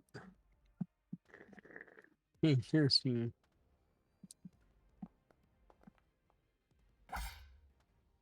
Oh. Where? I don't know the damage. Well, it auto rolls the damage, but did you? I mean, did you? I haven't. It should have. It should have been times 4 as a backstab, right? Yeah, it didn't let me get a chance to pick it. Roll. Okay, It just rolled it. that's all right. Mm. It's out. You took it out Yeah. because. And then when they yell, horns from the east, All right. stage. Yeah. And I can't move, can You can move up to 10 feet. I? You know, I'm gonna come back this way. Okay. So I'm not. I need a. Yeah, hang on. How far is measure 60 feet from there? I'll do it from where you're at. Yep. Nope. So you don't see quite. It's out of range to see anything further down the hall, so you're not really sure what Yeah, might I be just down saw there. a hole in them. Yeah, I have. Yep. I'm gonna do some recon later. Okay. All right. I'm like, rain spells. Yeah. Coming. All right. As you do that, and let's see. So now it's this Vegapygmy. Which one?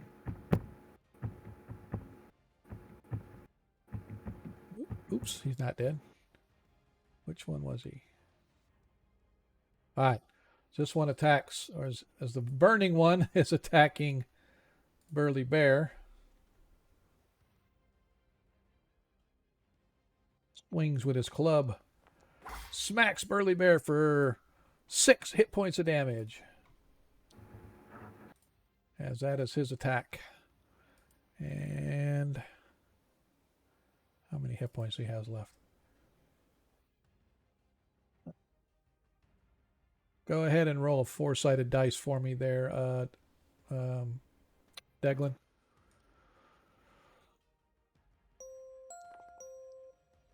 Got a 4. As he slams into Burly Bear, he dies as the other one next to him attacks with his mace-like device at the paladin. Swing and a miss. Bada bada. All right. As we are back to the top of the order. Baron, action. I'm still checking to be sure nobody's sneaking up on us. Okay. Deglin, action. Move forward, hit with mace. Ronnie. I'm going to use my sling DM. Okay. Burly Bear. Will step forward and attack. Okay. Varys. Pretty much invisible. Okay. After I'm looking at the wizard, like, All right. did you not hear me? All right. Baron's looking. Zadkiel, action. Same. All right. And Sultala is the same as well. As we get into this turn, it looks like the Vegapygmies have the action first. So first, let me move these guys out the way.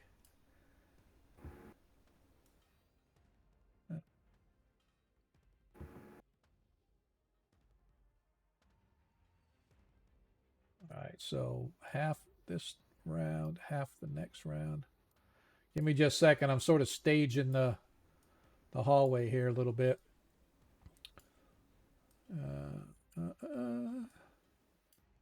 And that's this many. You guys watch as coming to the edge of the hall. Another little horde of them.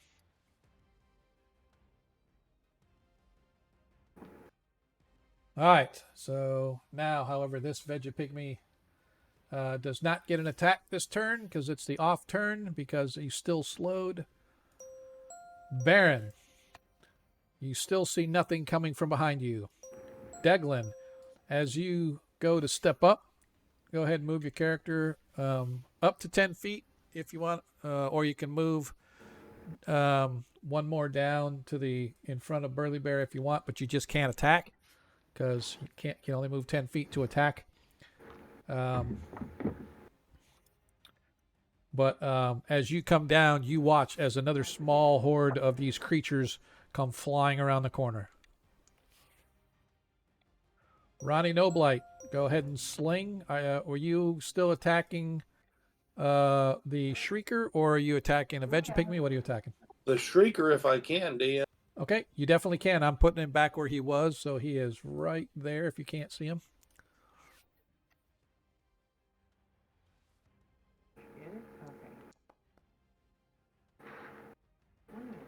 As the Sling of Seeking misses, yeah, see, for some reason it's not showing you as targeting the Shrieker. So, what did you roll? You rolled a six. Yeah, 6 does not hit. It's, well, let's double check. Its armor class is 7. So that would be, I would hit an armor class with a, would I roll a 6? Yeah. I'd hit armor class 8. Okay, so you just missed it by 1. You could use a point. Oh, you know what, DM? That's a solid point from the peanut gallery. I'm going to drop a point. Okay, that's the last point you have. Just so you are aware. I can't take them with me, DM. This is true. As you do 4 hit points of damage. As you hit it, and you watch as this puff of, as the area where the shrieking sound is coming from just erupts in like this big, like popping a zit. As the Shrieker apparently has been silenced, although you can still see there's another one down here by a doorway, and you hear a couple of others in the hall. They'll get their chance, DM. Okay. Just want to make sure that Ronnie's enjoying himself. Satal. Yeah, I wonder, does he have anything besides? Nope, he's only got those 2. So he is going to move up. He is going to target. He is going to fire.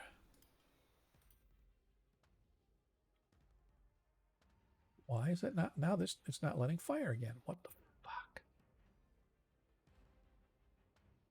He's got arrows left. It's got how many arrows he's got in here. It's been taking them off. What if I try it from here? This is annoying, by the way. Yeah, it's like it's not rolling the dice. It's giving me a thing. Hey, let's go ahead and roll, but it's not physically rolling the dice. Maybe they're on strike. Cannot read properties of null reading center.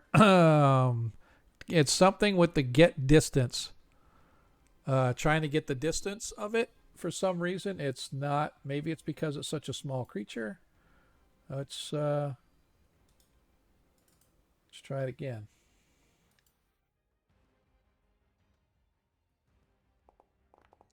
Yeah. Let's see. Target I was for, missed by 1. Well, Satal can't take him with him either, so he's going to use a +1 to hit. So that leaves him with +3. And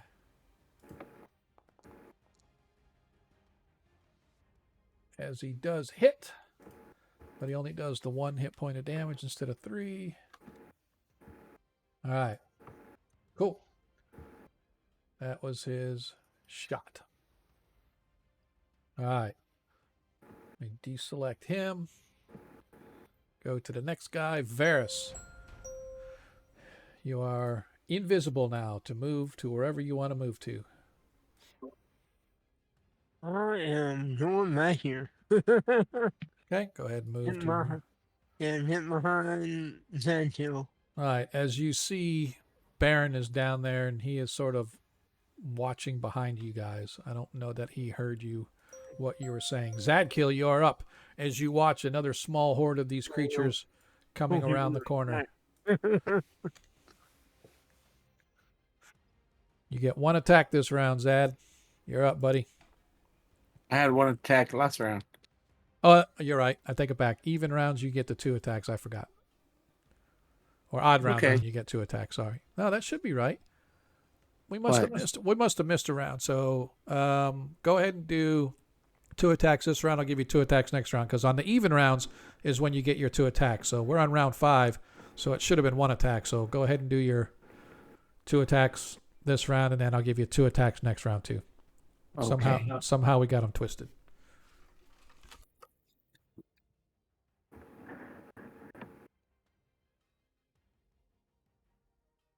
No, wait. You got 1 attack last round? Okay, never mind. Yeah, I got one attack That's last okay. round. That's all right. You missed anyway. No, I hit the wrong button, but that's okay. Oh, that's funny. You fumbled. All right. Go ahead and swing away. That's your second attack. Second attack hits. As he is gone for this round. Burly Bear.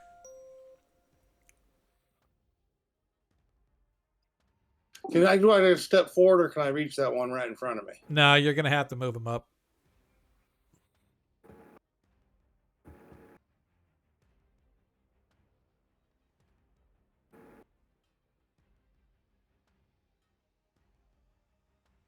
I'm standing on top of one, DM. Yep. So if you want, if you go ahead and back yourself up, and then I'll move that one up where you can actually reach him. What the hell? That wasn't supposed to happen. It's okay. A lot of things happen that aren't supposed to happen in my game. That's totally all right. First swing with his claw misses. Second with his claw hits for 2 hit points of damage. And his bite misses badly. All right. So we go back to the top of the order. I have to now add the rest of these into the combat zone. And yeah. And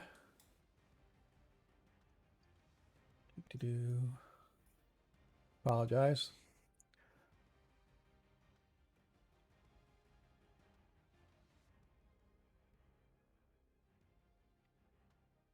Yeah. And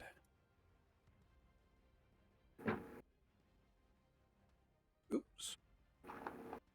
Sorry. My apologies. I'm trying to get these things moved without. All right. So that was last round. And now.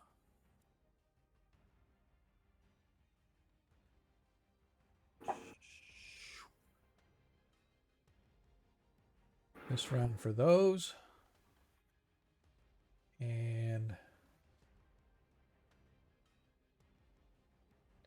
sorry, I am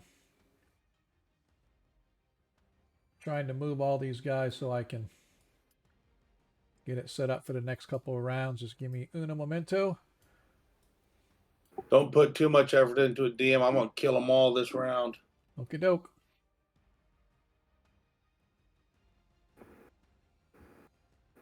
What I like to hear, confidence.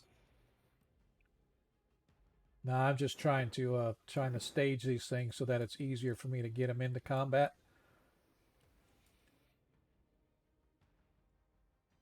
Yeah. All right. All right. So we are back to the top of the order with actions. So Deglin, action.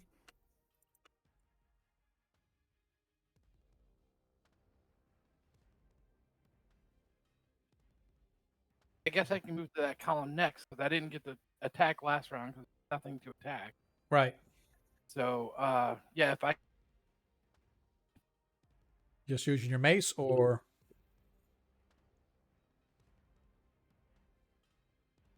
or spell or what?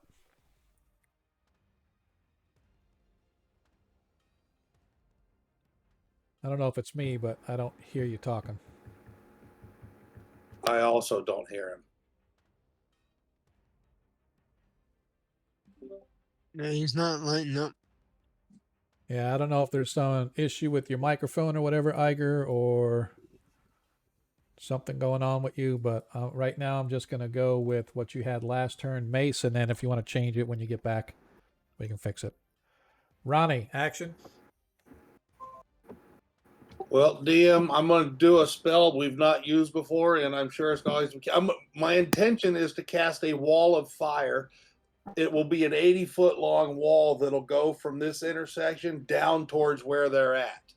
Okay. How we'll make that effect will be a learning experience. All right. I like it. I need to. Does he have? I'm just looking at.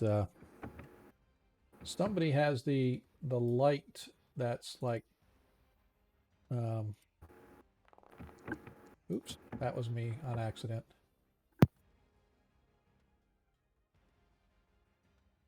Trying to see who has the. That was him. That's why. Deglin had light turned on. It was like flickering around everywhere. It was affecting my vision on the game. So. I just thought that Burley only saw black and white. Yeah. All right. So as we get back to actions, then Ronnie, you're going to do Wall of Fire, or I'm just going to say spell. Spell. I just wanted to say it because I don't know how mechanically we're going to figure it out. Okay. And the Vegapygmy is on his off turn, so he doesn't get an attack this turn because it's even. All right. Burly Bear, I'm assuming he's just going to attack as normal. That is correct. Varus, action. I'm gonna wait till some of these start charging up, and then step up and stab one. Okay. From being invisible, because I'm not going down here. All right. Zadkiel, action. I'm gonna be ready for anything. Okay. I'm gonna attack whatever is coming at us. Well, there you can see they're all right in front of you, so you can see there's a whole horde of them right there. Oh, there are. I can't see. I can't see him either. Well, I think it's because you're too far away. I can't see him on the map. Yeah, that's what I'm saying. Oh, that's because I'm too far away. Yeah, it's because you have human vision, so it's like you have no. Oh, I thought we had furry fire on them.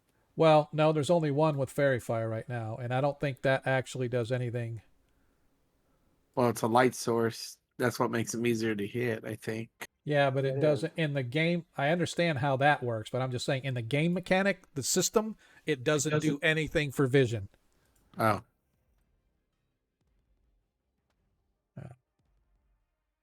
Well, I'll attack whatever I see. Then. Yep.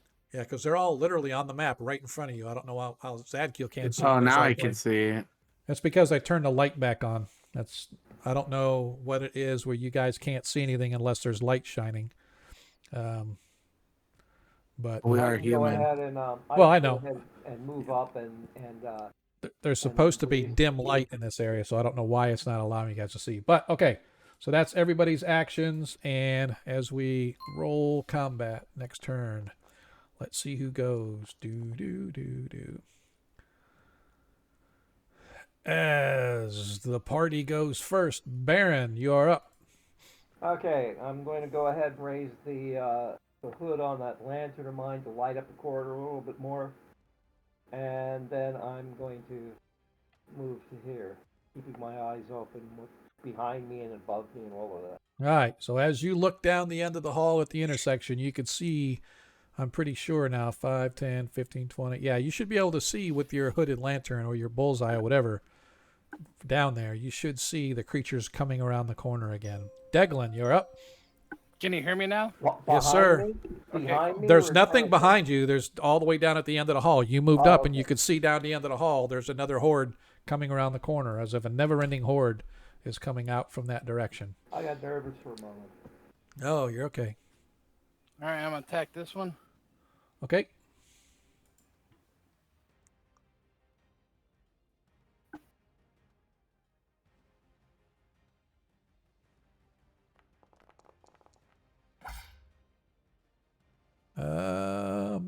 That 12. 13 actually. I was gonna say that did hit, so you did 12 points. The 13 hits, you did 12 points of damage, and yep, it took it off as it's still standing. One of the larger ones. Ah.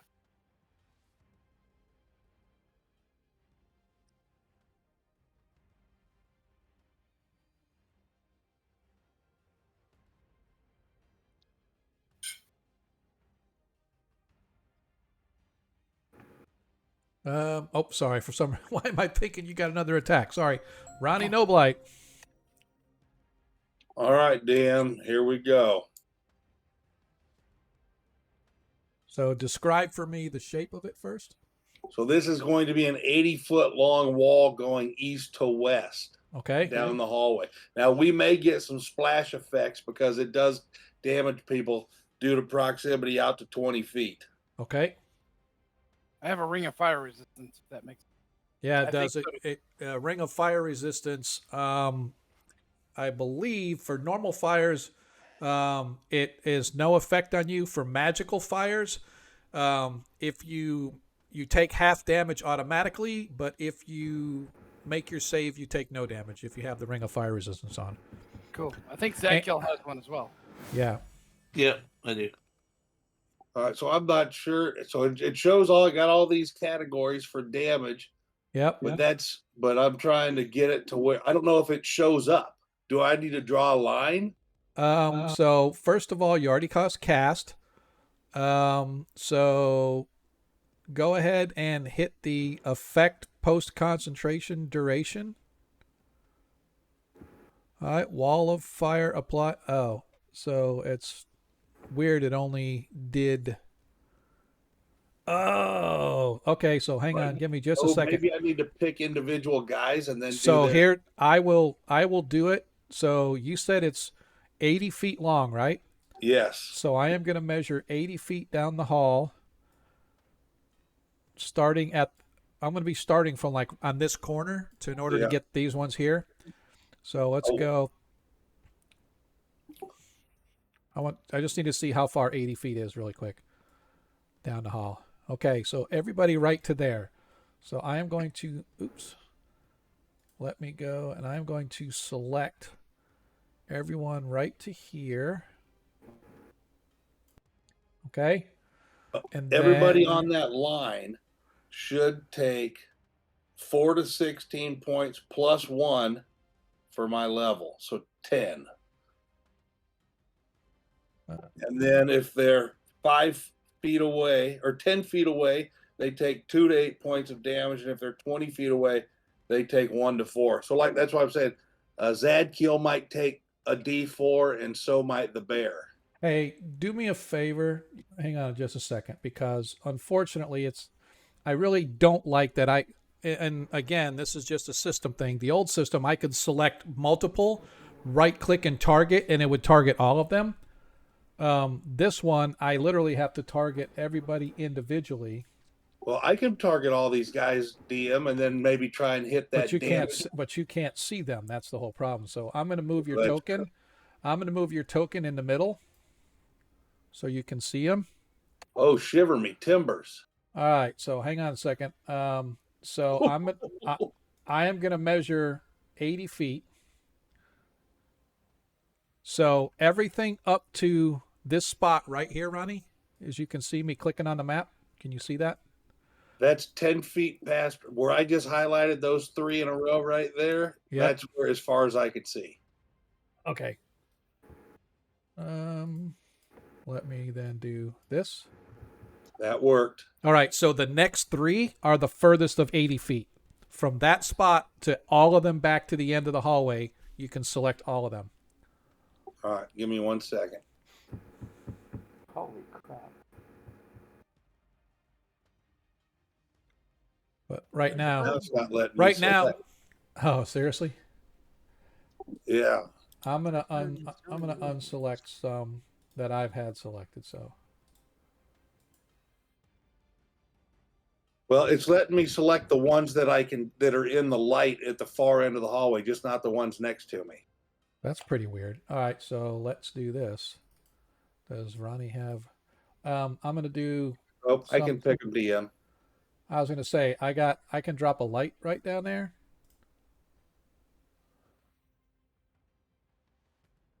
And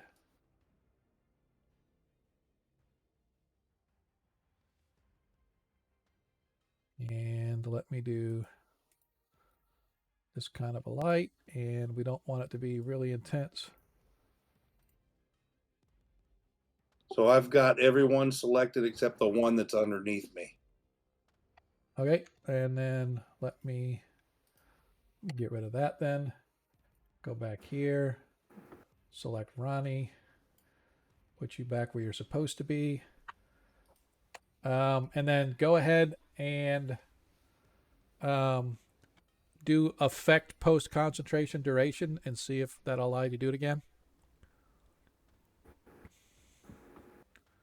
Okay. And now you have to do the damage. So I'm not sure how much damage your wall of fire does.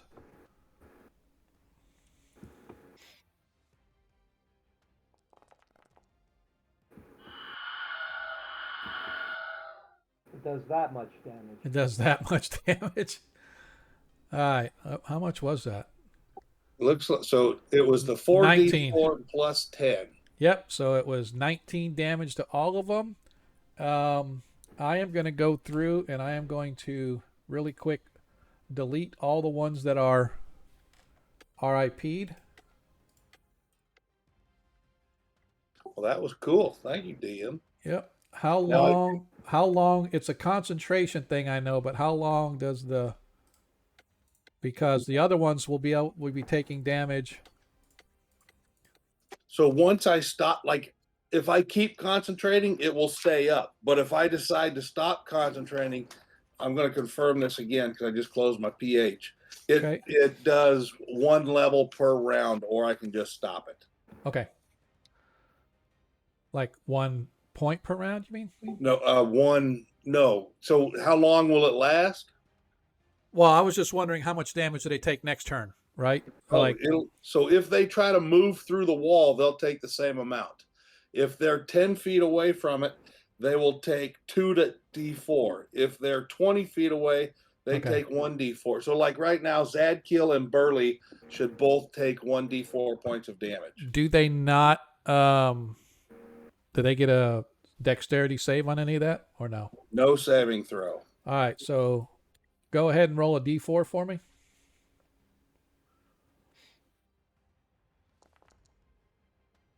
And so that means Zadkiel takes 4. This is really irritating the crap out of me. There are certain things about the system here that are not. I've lowered Burley 4. Okay, thank you. Let's see. Details. Hit points. Zadkiel took 4, so Zadkiel's down 28. Okay. All right. There's a couple things on this system that are a little bit annoying sometimes, but I can get around them, but sometimes they're a little pain in the butt. But that's okay. All right, so I am going to clear all of this out because there's a whole bunch on there. That was Ronnie's turn. As you guys watch, as suddenly the whole hallway and down the hall as this expansive wall of flames just shoots from we're right in front of Zadkiel and Burly Bear. It's like a sun erupting in your face as it blasts down the hallway like an extended fireball. You hear hissing and popping and snaps and crackles as the smoke begins to billow down the hallway from the erupted plant life from that direction. You're not sure how many you got, but you can tell that it's like that whole hallway was erupted in flame, and that included the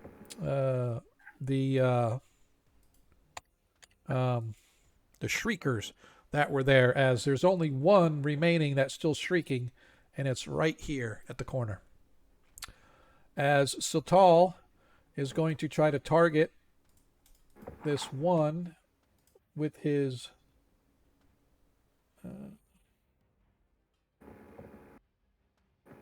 That's a great spell. yeah, that was nice. As he hits for 1 hit point of damage. It said that he did 6, so he gets 5 back. Okay. As he fires his second one. So he hits again for 6, so he gets 5 back. All right. That's it for Satal. Ferris, you are up. As you watch, as I said, as you see this billowing black smoke and sort of blackish green and white smoke smelling like burnt fungi and plant life coming out, and you see a whole bunch of the Vegapygmies down here at the intersection just erupt into flame. 2 of them are still burning, although they're and The wall's still there. The wall is still there. I wish it had the effect all the way down the hall, but that's totally okay. Stand him? Yeah, you should let me move him over just to make sure you can in range, but yeah. Would you like me to draw freehand a wall on there, DM? No, that's good. Because it's got them all tagged with a little fire symbol, which is kind of cool. Oh. I don't know if you could see it on the stream map, but they got these little fire icons over the top of them.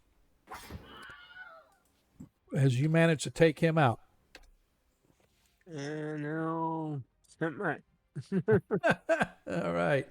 Zadkiel, you can see this burning flame at this end of the hall running all the way down the hallway. You can move up to attack these creatures if you so desire, but you would be putting yourself in range of taking more fire damage from the blazing heat coming off this thing.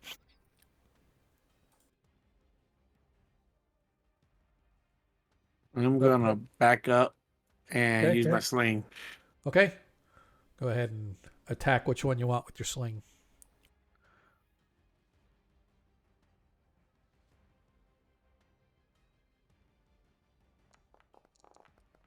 That's wrong. Why?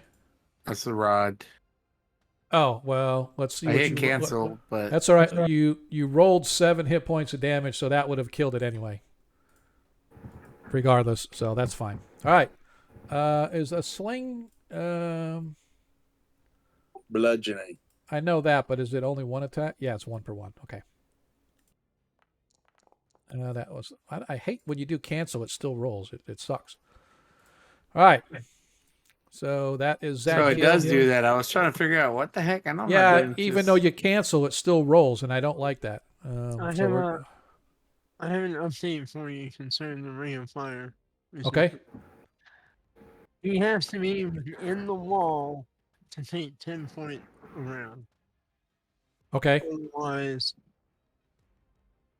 He takes none. he takes none. Okay. I thought it was like a save thing, so he did not take any damage from that. Yeah, So because Wall of Fire has no save. yeah, So, gotcha. Makes sense. yeah, it actually mentions it in the under the ring. Okay, sweet, awesome. So that being the case, Zadkiel is back to his 32 hit points. Burley. Burley is backing up. Okay, go ahead and move Burley back to where you want. As the creature moves up to attack Zadkiel.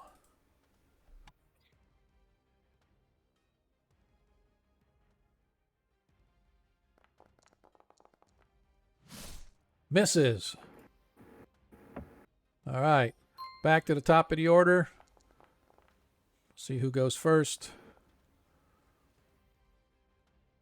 Looks like the Vegapygmy is going to get 1 more attack on Zadkiel.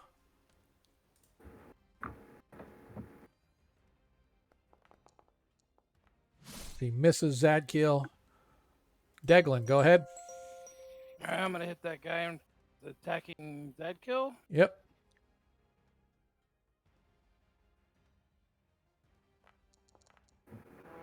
Oh. Ronnie Noblight.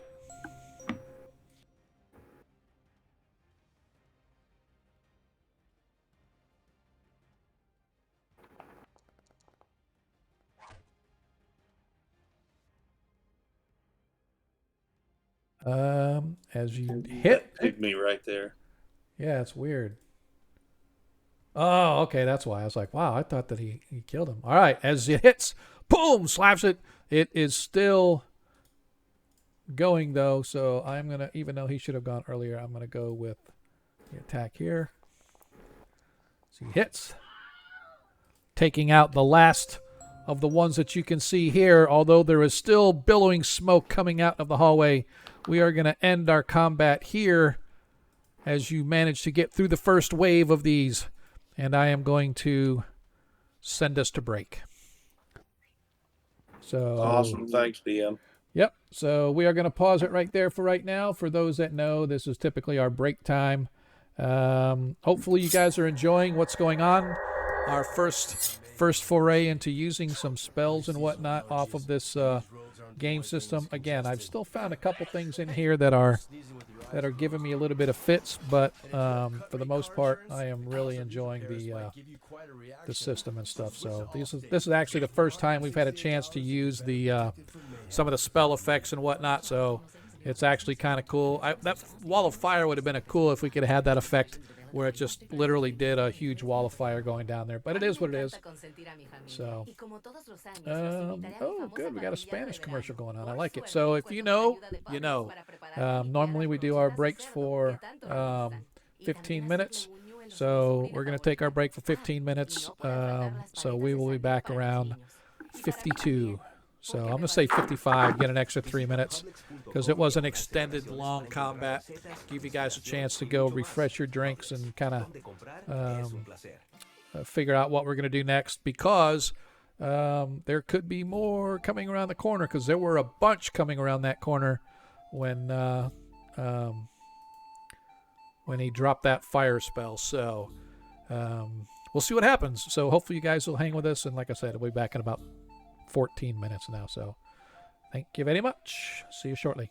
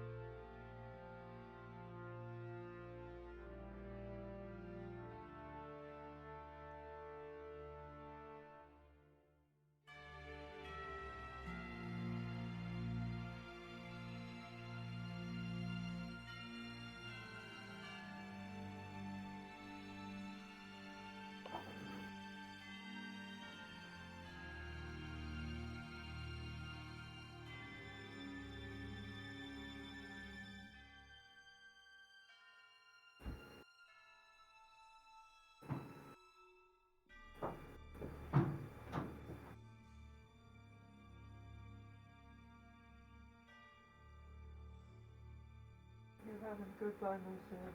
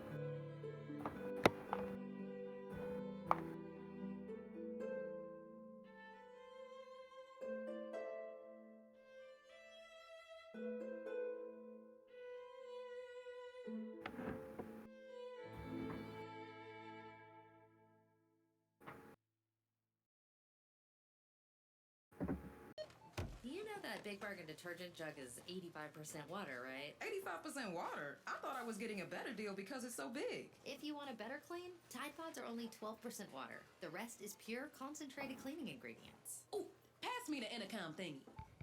Attention showers. If you want a real deal, try Tide Pods. Don't pay for water. Pay for clean. If it's gotta be clean, it's gotta be Tide Pods. Water content based on the leading bargain liquid detergent. Save on Tide Pods at CVS.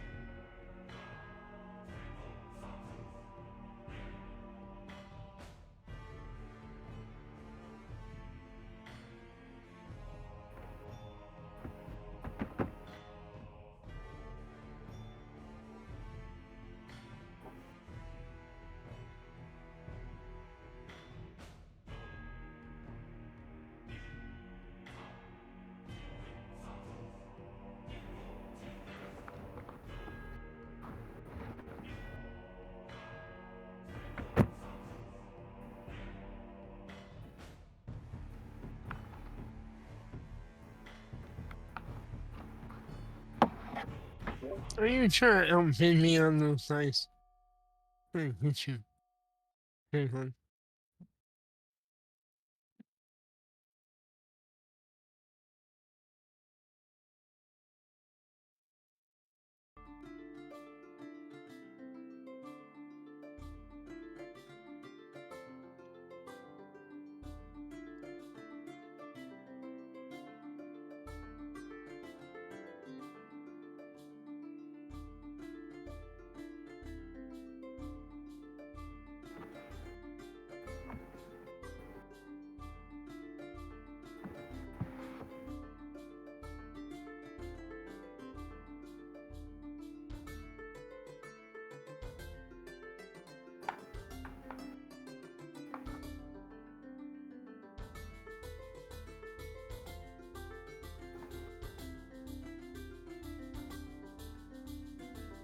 Well, I don't. How do I spin my guy? Any of you guys know that? I was trying to do it, and I couldn't figure it out. It's like shift something. Yeah, I tried holding down shift and like spinning on it. That didn't seem to. So if you you open up your sheet and you hit the token in the top, on the very top bar, it says token.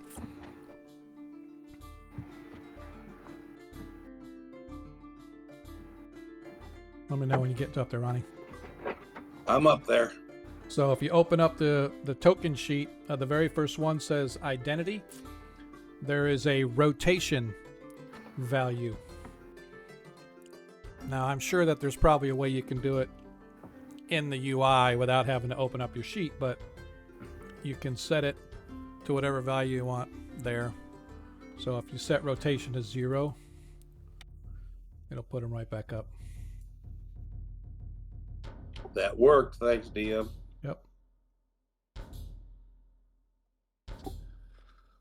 So that wall of fire without me concentrating would last 10 rounds, but I think I could cancel it too.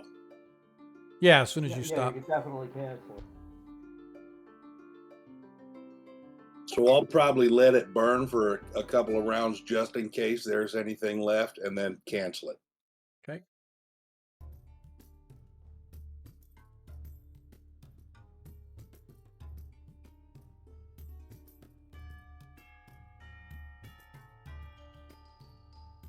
Oh, shift plus scroll. Huh? There you go. Look at that. Hey.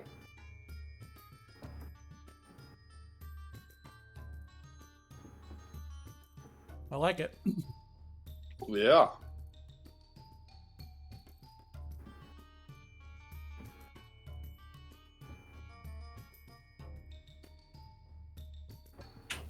Coming back in about 30 seconds.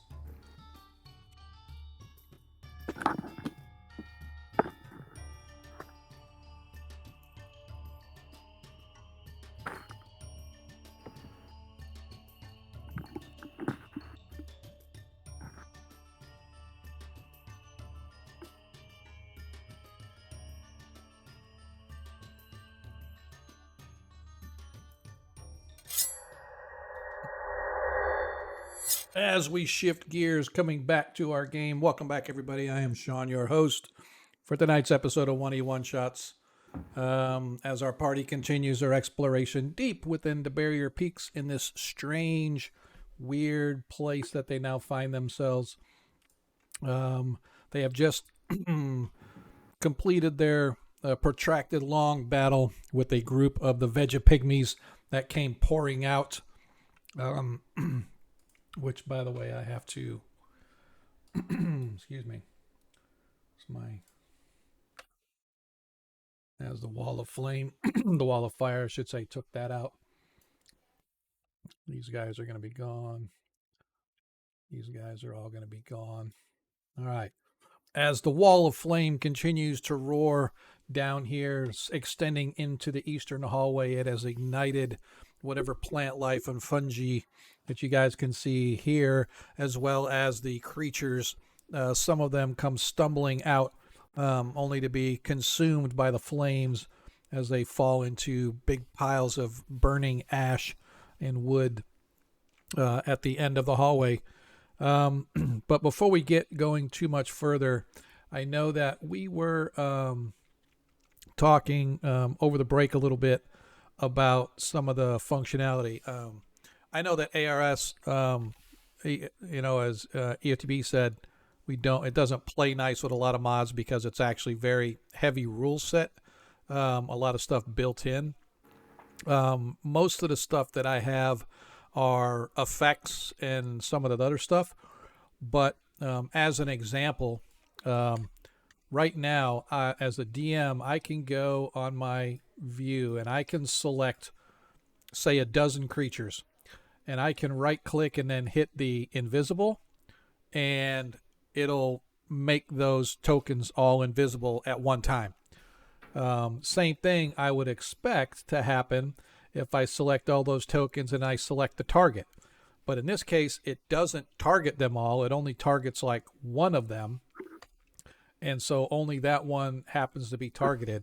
So instead of going through with a shift click and selecting them all, I would rather be able to select them all, right click, and have them all selected. So I don't know what mod would be overwriting that ability because it works on my 5th edition game.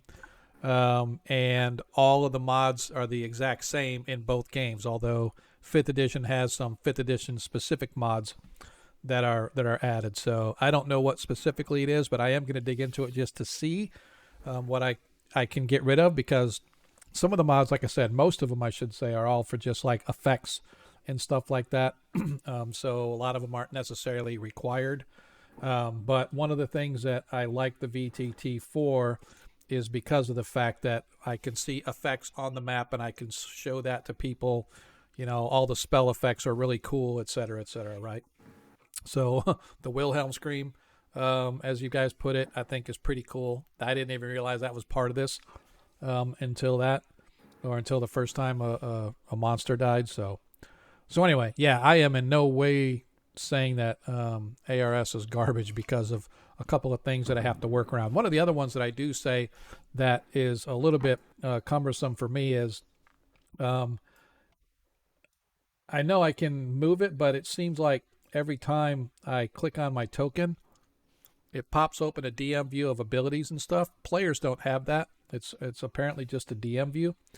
But a lot of times, like, that overlay pops up right over the top of the token. So it's like I have to move it up out of the way. And when I come back, 9 times out of 10, it stays where it's supposed to be. But sometimes it's not. So hopefully that's just sort of a learning thing for me. But like, if that overlay pops up and then it's over the top of the token, then I got to like hit the escape button, and then I got to move the map so that when I click on the token, it shows up in off the token and stuff. So anyway, bottom line is there's a learning curve on some of this stuff, but I am definitely impressed with all the work that Mike has put into this thing, man. This is a really, really great system. So with that said, players, as we return to where we are at, you find yourselves in the burning aftermath of the combat with this small tribe of Vegapygmies. You do know that there was a whole bunch of them coming from that direction to the east. Varys, when you were down in the hallway, you could see some doorways going to the west as well. Not open doors, but doors themselves. Although you didn't get a chance to catch the color codes of them, you did see some doors.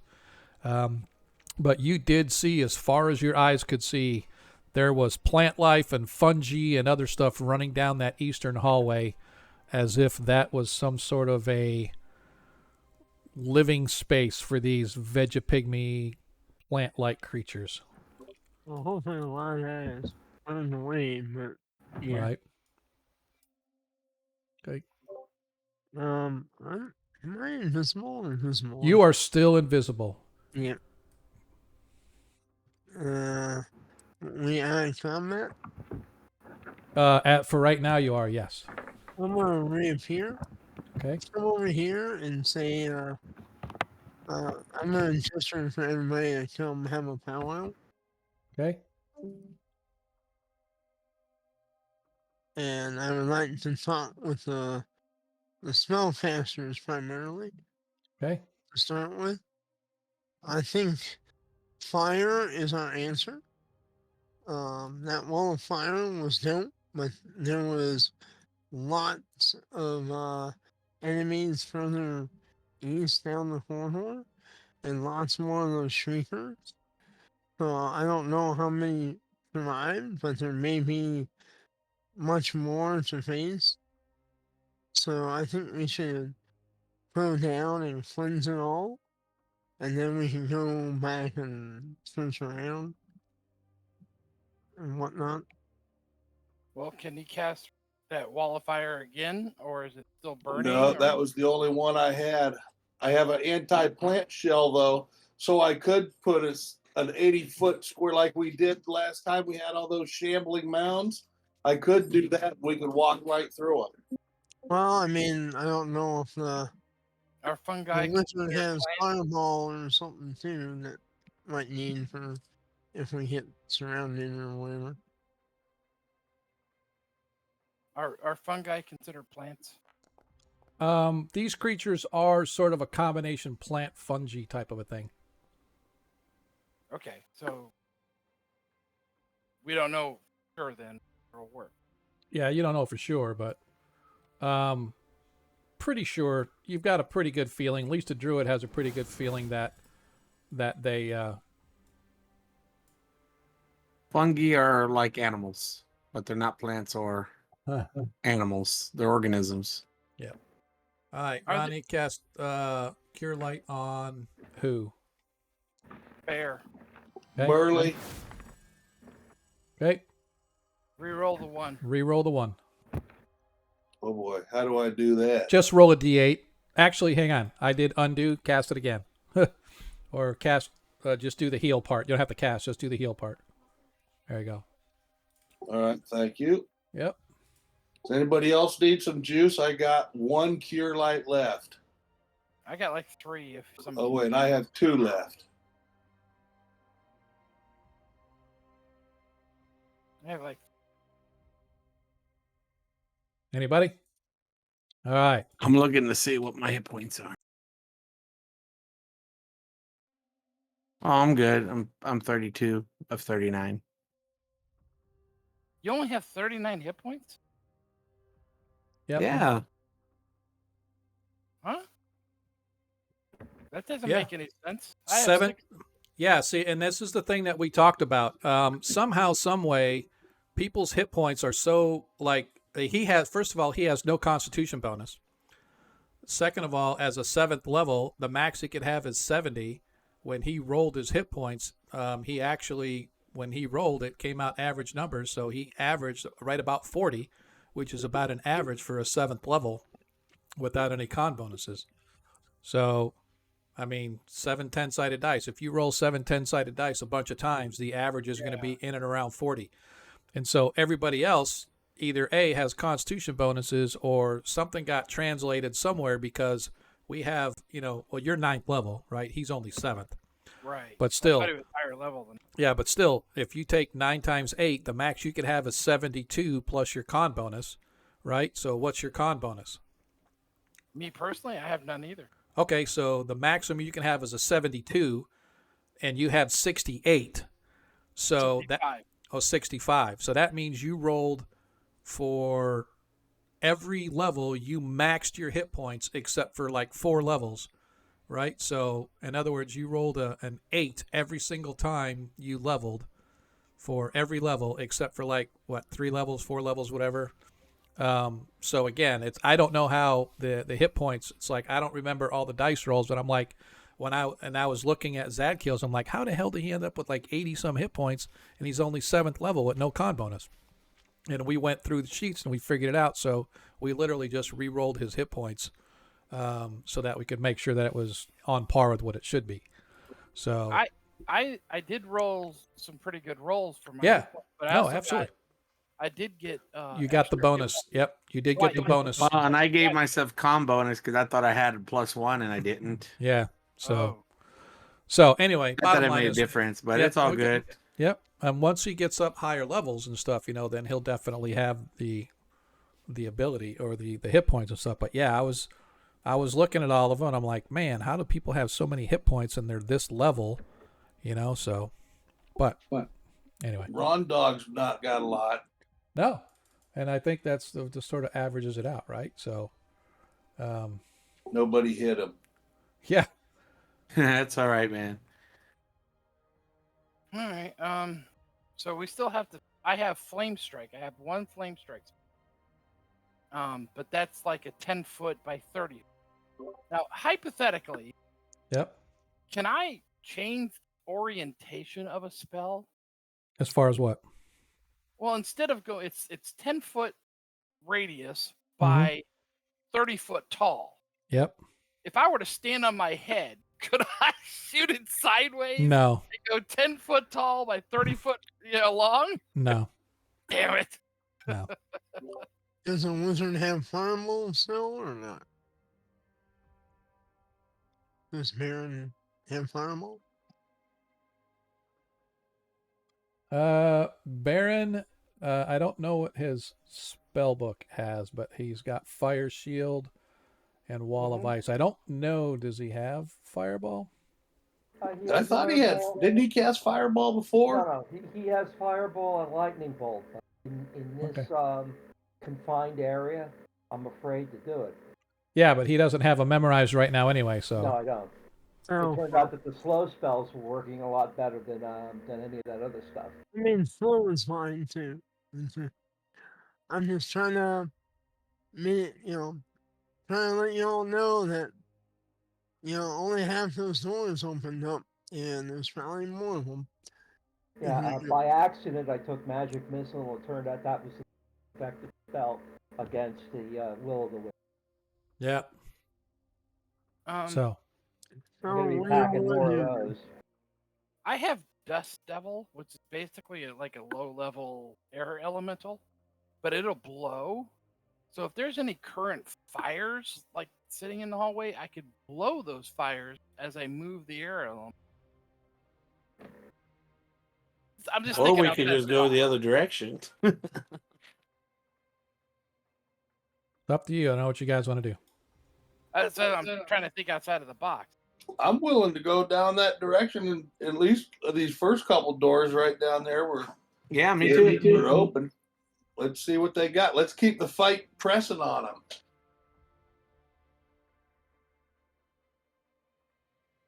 Okay. I don't know how many are supposed to be in here. I have no idea. There's a couple that you've seen so far. I'm moving forward. All right. As you guys begin to move your way down that, looking down the hallway down to the west, you can see there are a couple of regular doors. To the east, you can see open doorways with the smoldering, smoky remains illuminated down. You see that there's a hallway down about 30 feet or so, running back to the south in the same direction that you guys are going here.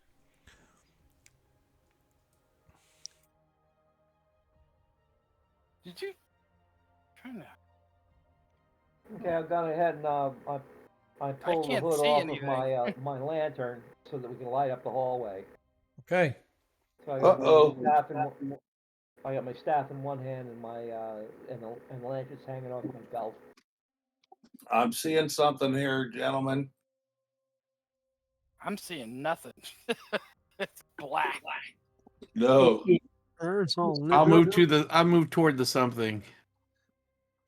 To the north, we have enemy. Combatants. They're circling around. Oh, I see them. Yeah. I need a 6.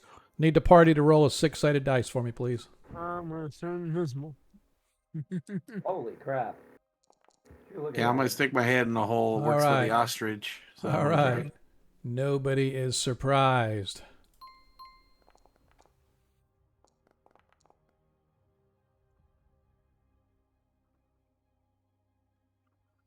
All right.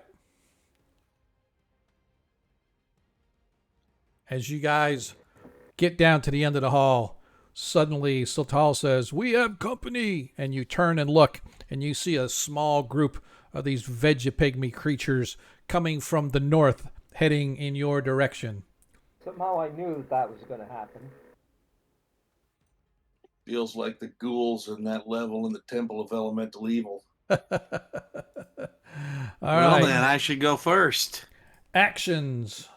Deglin, action. I'm gonna do rear guard, I guess. Okay, with your mace. Yeah. All right. Ronnie Noblight, actions.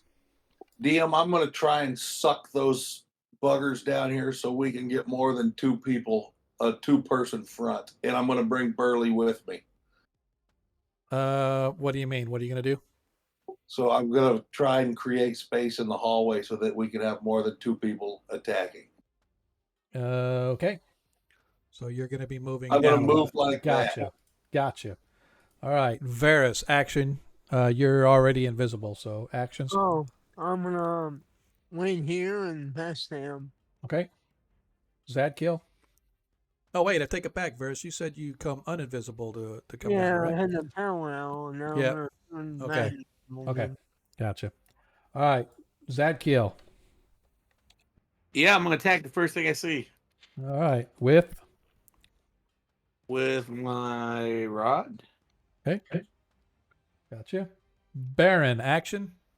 Yeah, I'm going to put my staff up against the wall and turn around and cast a spell. Okay. And Sultal is grabbing his blade and his dagger so he can get his multi-attacks. All right. As you guys see these creatures coming down. Let's see, where's it at? I don't know why it's not showing it. But as you guys look, you can also see coming from down to the east, Varus, you see another group of the creatures sort of picking their way through. Actually, no, I take it back. I take that back. They can't come here. They are going to be down here. I'm going to put them just in sight of where you can see them. Come on. Okay, you can just barely see them down at the end down here, Varus. They're sort of jumping up and down and hopping up and down, but the wall of flame is keeping them at bay at that side. As there is, I guess because it's not there, we're going to have to draw it on there. Ronnie, go ahead and draw it, because where you guys are, you're going to be standing in the wall. Yeah, so my plan, DM, was I was going to let it stay up for like 2 rounds and then cancel it and drop it. So it's not there anymore. Okay, then I take it back. So you guys are there. In that case, for some reason I was thinking after the fact. So in that case, you do see these creatures about this far down at the end of the hall. Dang it. Trying to move all these things at once here so I can get them where they're supposed to be. All right. So you can see these creatures down there, and you can see in the flickering light behind them another group coming up with them. So you have another small horde to deal with. So that being said, as the creatures get the initiative,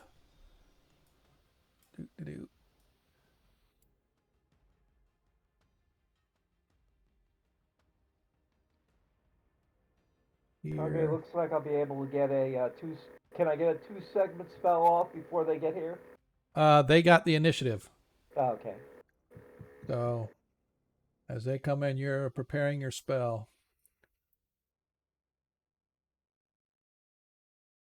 Now they don't get attacks here because they're moving more than 10 feet.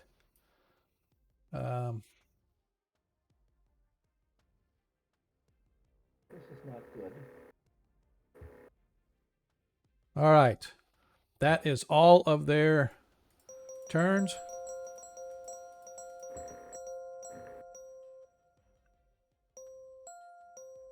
And so, Baron, you're up. Oh. Well, Run, Baron. pretty much. Okay, I might as well cast a spell that I was thinking of. Okay. Okay, I should be able to angle it around our friend over here. Okay. That friend right there. Yep. And Okay, I'm going to web those guys. you're going to web them? And it's going to be in, like, this area. I'll miss those two, but I should be able to avoid him as well. Okay. So can you select all the ones that are getting webbed? Okay, sure. Let's see.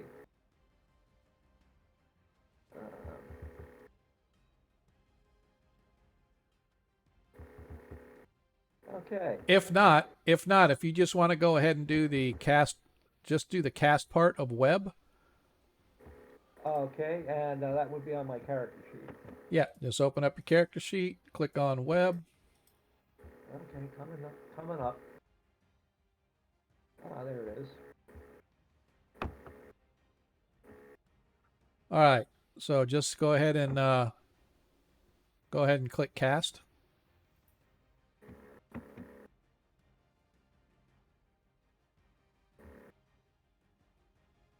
Okay, I think I just did. All right. Now you actually hang on. I'll take care. Unknown Yep, I got actor. you. I don't know who he is. Yeah, that's all right. I got it. So the cast. All right. So essentially, I cast the.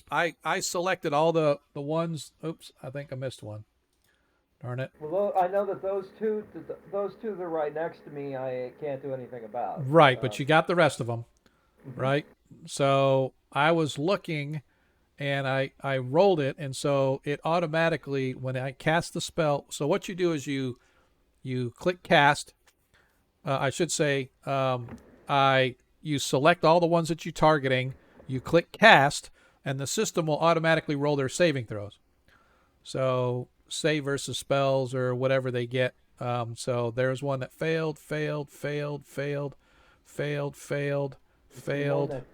One succeeded. Yeah. Yep, only one succeeded. And so, is he in the front or in the back? So I don't know which one it was. So essentially, I am going to now in here it says affect web duration. So here's something that's cool, and I'm sorry if you don't necessarily see that in the stream, but under the web spell, after you cast it, it has this thing called effect. You can do effect of the regular web. You can do effect as if the creature was stunned, and you can also click damage as if their web's being burned. So if they are in the web and then you burn the web, you take damage while you're in the web for being burned, right? So right now I'm going to do effect. So now all of the Vegapygmies that failed, now I have to deselect them all so you can kind of see, but all the ones that failed will have the web effect applied to their character.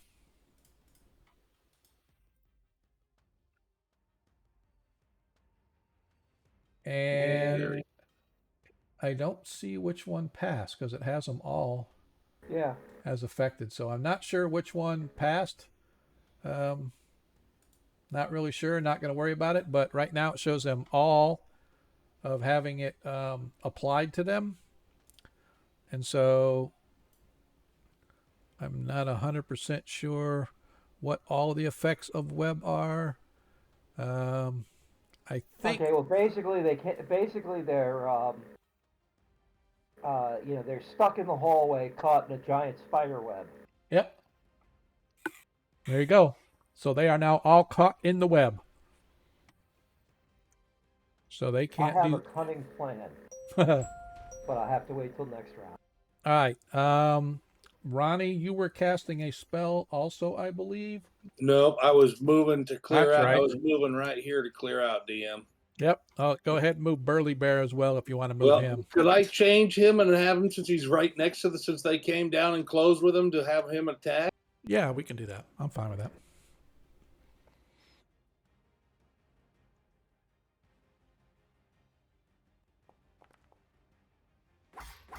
First claw hits. Second claw misses. Hang on a That second. was the bite. Both claws hit, I think. Yeah. Hang on a sec. That bite should have hit because their armor class is 4. Go ahead and do. That's right. It was Didn't a matter. hug. All right. That's it for him. Sorry. Varys, you're up. Oh wow, those times are freaking me out. Sorry. It's Um, alerting you that it's your turn. yeah, mine. I use a module that highlights you. Right. I'm turning invisible, Mm-hmm. and You can move your whole distance that you want. I'm gonna move right here. Okay. That's it for you. Yep, I'm gonna wait to Okay. backstab some of these that are coming up. Me and Sancho can hold this line or whatever. And Okay. Sotal attacks. Oh, not one as he misses. And he's going to swing his second attack. And he misses as he swings with his dagger as for his final attack. And he missed all 3 times. Lowly little Vegapygmy. This is why I think Sotal was tired of missing, so. Zadkill, you're up. All right. Well, I'm gonna move up over here if I can and kill him. Okay. Just so you know, Varys has warned you that there's a whole herd of them coming from down to the east. So Yeah. okay. Okay. Although you can't see them because it's smoldering, just smoke in the air, smoldering plant creatures. But go ahead and do your attack on the one.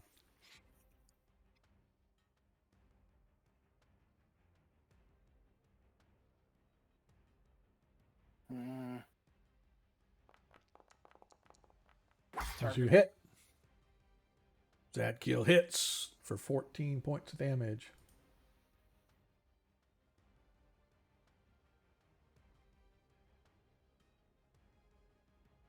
All right.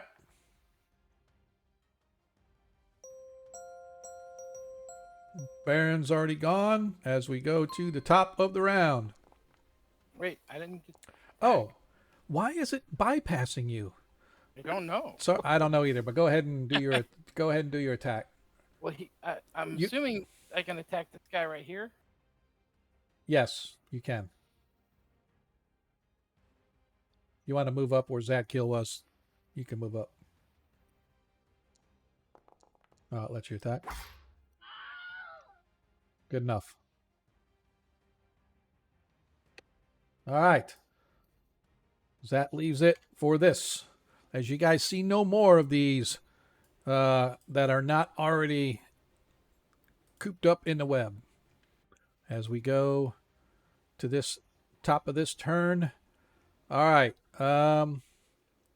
Actions. Deglin, action for this round? I'm just gonna be defending with mace. Okay. Ronnie Noblight. Spell DM.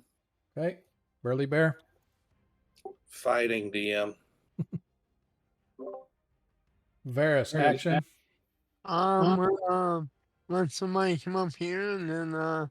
lend them a hand. Backstab them or All right. Zadkill. invisible. Yeah, gonna keep fighting. Okay.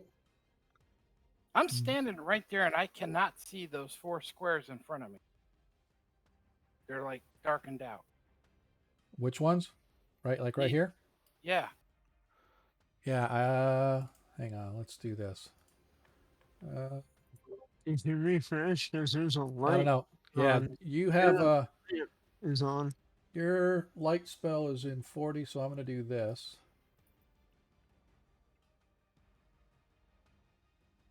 How's that? Can you see Yeah, me? now I can. Yeah, I just updated it so you could see Ah. based on your light. All right. So, and again, that's not us. That's this Foundry or Forge, whichever. All right. Where are we? Wrong map. There we go. So Baron, action. Yes, I'm going to shout at him. Okay. By all that's holy, get out of the way. Okay. Gonna cast another spell. I'm going to cast another spell. All right. Sultal is just going to bail. That's what his action is going to be. That's the official D&D term. All right. So, as we hurry. go. You better hurry. Yep. So, Deglin, you're up. As of right now, you don't see anything, although you know that there are allegedly creatures coming down from the east. I've never seen a character vault over a bear before. But I'm afraid I have a feeling I'm going to see that right now. Yeah. All right. As you move down, waiting for them to come to you. Varys is. Oh, hang on. Ah, damn it. Ugh. And next turn. All right, it's already got you guys. Okay. So Deglin, I don't know why it won't. Oh.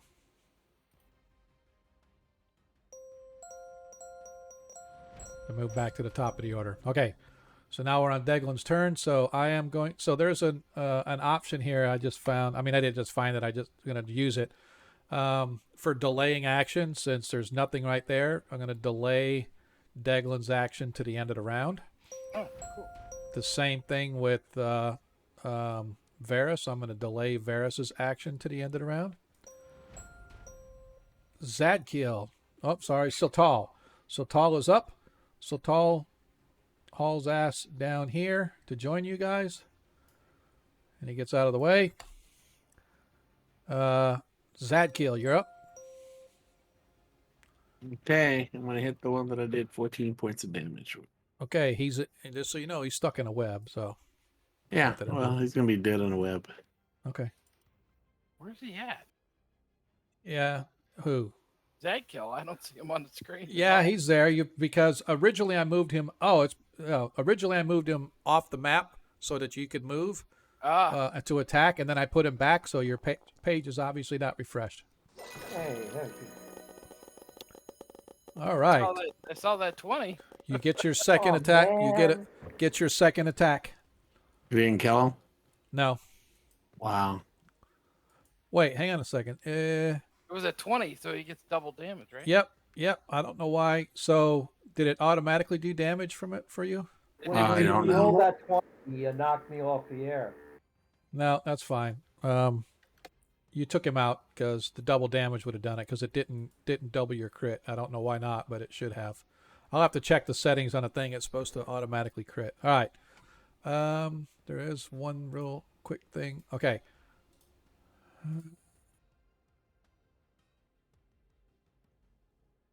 All right. Go ahead. No, Zadkiel, you're not attacking again. You already did 2 attacks, dude. No, I only did one. No, the first attack you didn't kill it. The second attack you killed it. The first attack I got a crit. Oh, you're right. I take it back. You're right. Take it back. All right. So now you've killed the second one. My apologies. You're right. Okay. And that's it. That's all. Yep. All right. Now, Baron. Okay. Let me go make the screen bigger so I can see what I'm doing here. Okay. Let's see. I got a bear to the left of me. And I'm going to use a nifty little spell called Burning Hands that pointed at the web. Okay. All right, so let me get to my sheet. And combat.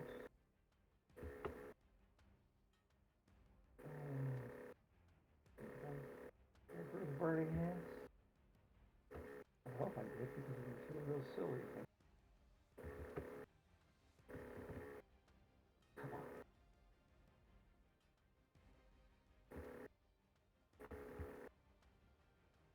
Nope, I did not bring it. All right, you're still I up have. there. I've got it. I don't have it memorized. All right. Okay. Can I? Does enlarge work on non-living matter? Yeah. It's like a 20% growth or something like that, or whatever it is. Okay. Well, there's 20% more web in that hallway now. Oh! I see what you're saying. No, it doesn't enlarge webs, the web or whatever. It's like it enlarges a specific item or creature, right? Usually it's for a creature or whatever. So if you look at enlarged, the hallway itself is already filled with webs because it's like 80 cubic feet. So the entire hall is like filled with web and Well, then whatnot. I will not need to cast a spell then. Okay. Or Okay. you could throw a thing of oil. Well, I don't know. I don't have oil on me. Okay. But I could, if somebody would be kind enough to pass it up to me, I could do that. Okay. As you are casting, or as you are passing the oil, damn it. You guys, they're looking down the hall, see that petering down the hall is another group of Vegapygmies. Go ahead and move up to hand him the oil. That will be your turn for this round. Okay. Declan, go ahead, and I'm not sure, is it still up or not? No, it's not. Let me clear this. Go ahead, and I'm gonna, on your character sheet, Baron,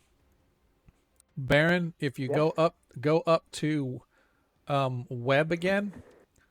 Okay, yeah, here it is.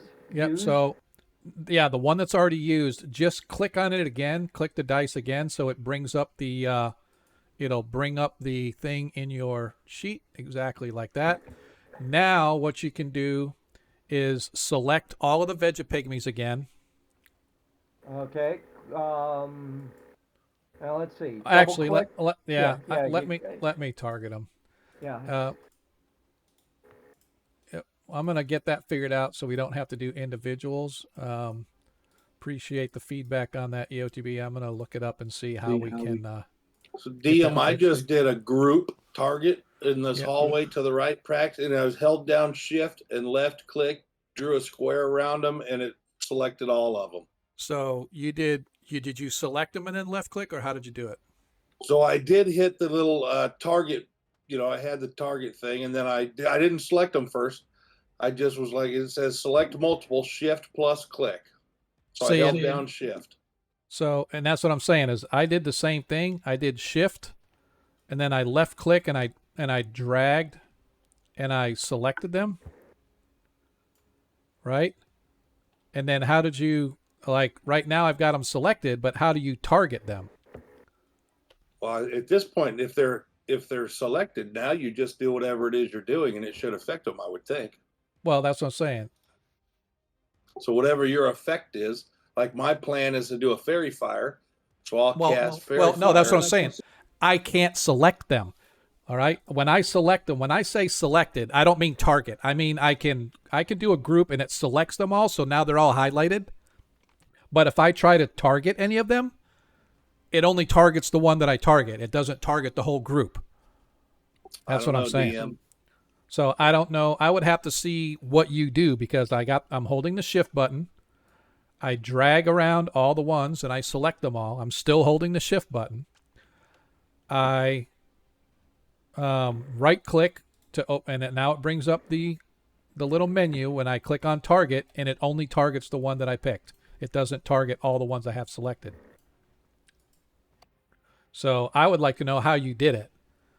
Do you click on the little arrow or the bullseye? So there's a bullseye on my screen up on the top left, a little menu with bullseye. I click that bullseye and then go down there and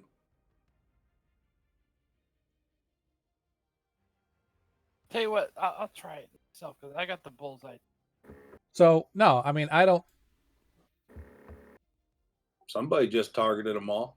Well, that was I'm trying to draw that square around them, like you said. all right. Okay, So there's the square, and it disappears. Should I draw the square with the shift? no. Yeah, I hold down the shift and it selects all of them. But I don't know. Maybe I'm just mucking things up. I'll stay No, quiet. no, you're fine. It's normally I have never had to do the upper left-hand one, right? So I wish I could share my screen, but normally what I do is I select them all, then I right-click, Oh yeah, it worked. I right-click, and then I click the target menu, and then it'll target every one that I had selected. I don't have to use the target button on the left-hand menu up top there anywhere. Okay, so you don't have to use the target button that's next to the character. No, they're saying it's in the upper left-hand corner. So, all right. So I'm going to try this one more time. I'm going to select them all. There? That's weird that it automatically. Ronnie, deselect all of them. I did. So Okay. that somebody else has them. Oh, that is me. So it's showing that I've targeted them. All I did was select.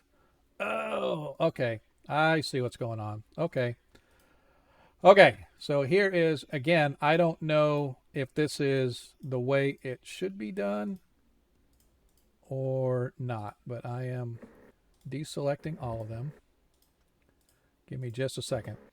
And here's what I have to do. I have to actually go up and I do select targets. So I actually hit the target at first. Then I just have to drag and select, and boom, it'll select them all that way. So I wonder if I can, yeah, is there a way to deselect them the same way? But anyway, I see how I can do it. But to me, it's not intuitive. I don't want to have to go click a bunch of buttons up in the left-hand corner or whatever. I just want to be able to select them all, right-click, open up the target menu, click target, and they're all selected. So for whatever reason, it's not working for me that way. But that being said, I can go up here. I selected them all. So now I've selected all of the Vegapygmies that are stuck in the web. And Baron was so kind to open up his casting menu. So now I go down here and I go damage, burn the web, right? So now I don't have it. Okay, I can't burn the web because I just cast a spell. What spell did you cast? No, I cast it last round. Yeah, you cast spell. Am I going to be able to go ahead and throw the oil down? That's what I'm saying. Yeah, that's what we're doing. So and that's what I'm saying is I'm executing it in the game for you. Okay, so good. Because I don't have a flint and steel out. Now all you have to do, I mean, Deglin can handle all that. He's got all that for you. In other words, I'm looking at a burning flask of oil. He handed you a burning flask of oil that you're standing there and you're deciding what to do with it as it's catching fire. So. Okay, well then I will throw it down on the ground right in front of me, probably about here. All right, that's fine. Into the webs it goes. It bursts, igniting the flames. Does it catch this one? It does. It catches them all, and all of them now suffer the damage of 3 hit points of fire damage for this round, and then next round it's 1d4. 1d4, yeah. All right, so now I have to go through and, again, I don't know if there's a way to do this to deselect them all in a group, but it's making me do it one at a time because I couldn't figure out how to do it. This guy's pissing me off. It's like I'm trying to select the one and it's selecting another one. All right, do I have any? All right, they're all deselected. All right, so each one of the Vegapygmies has been updated with their damage, but that being said, the webs have since burned away. Burly Bear, you see as the webs burn away, the Vegapygmies are now free, and they're free of the webs flowing back towards you guys. You can go right up there and start killing. All right. Well, they're still on fire, though, technically. Well, they're going to take the one to They're going to take the 1 to 4 next round. Yep. All right. Is he hit? And with the bite. So I think does the first. I think he missed his first Yeah, claw. the first claw missed. Yep. All right. So he's done a total of 7 hit points of damage to the one that you had targeted. Okay. Yeah, let me see if I can figure this one out. All right. This is what I say when I'm saying it's not intuitive to me, because now I have to go back. I accidentally selected all of these down here. All I wanted to do was put them all into combat, but it selected them all because I forgot to go back and deselect the target over on the left-hand side. So now I have to go through these 20 some odd Vegapygmies that I needed to add to combat. So when I hit the bullseye and just click on one, it deselects all of them. Yeah, that's what I was trying to do, and it wasn't working, so I said screw it. So again, it's obviously operator error on my part, so I'm gonna have to play with this to kind of learn it a little better. But again, to me, it's not intuitive that I have to go to the menu that's not even part of the select menu that I'm normally used to working with. I'm normally used to working with the menu for the token, not the menu for the whole map. So we'll get it figured out. All right. So all of them should have been added to. Yep, they all were. Okay. All right. Now that Sean is done venting, Burley has gone. Ronnie, you are up. Excellent. I am Cat. What, you moved me. Sorry, I didn't mean to move you if I did. That's all right. I am casting Fairy Fire. Okay.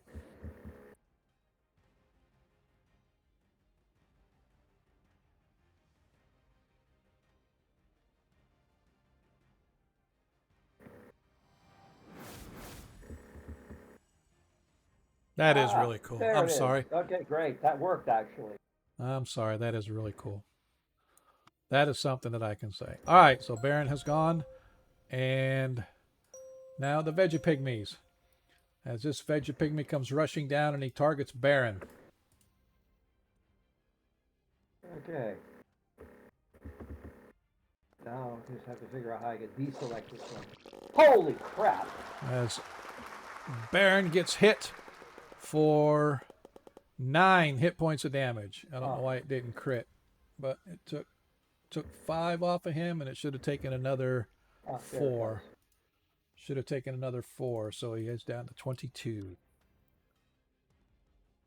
I'm doing something wrong here. What's that? I'm doing something wrong if I'm getting hit. Yeah, that's a true story. All right. As this Vegapygmy moves down to attack Burly Bear. They should know better. I know, right? You would think they would. As he hits Burly Bear for 5 hit points of damage.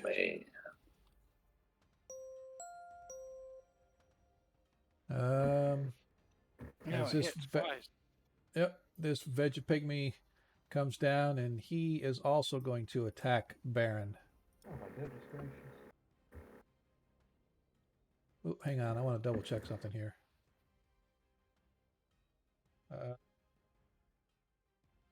Hang on a second, he did. Yep, he did. Okay, I'll make sure it didn't actually, because I accidentally had him targeted as well, so I don't know why it was showing. All right, anyway, so as he swings down with his club,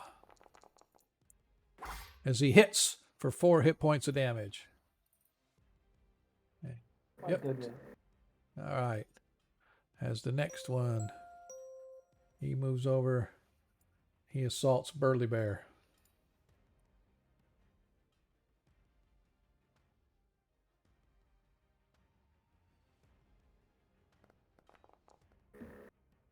And misses Burly Bear. I'm getting beat up by shrubbery. As the one that Burly Bear just ravaged a second ago attacks back, striking Burly Bear for 6 hit points of damage. Oh, God. Oh, that's not good. Where are you? As this one moves here to attack Burly Bear as well.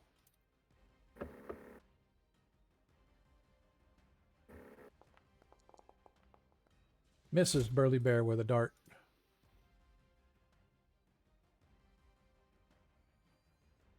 Getting close.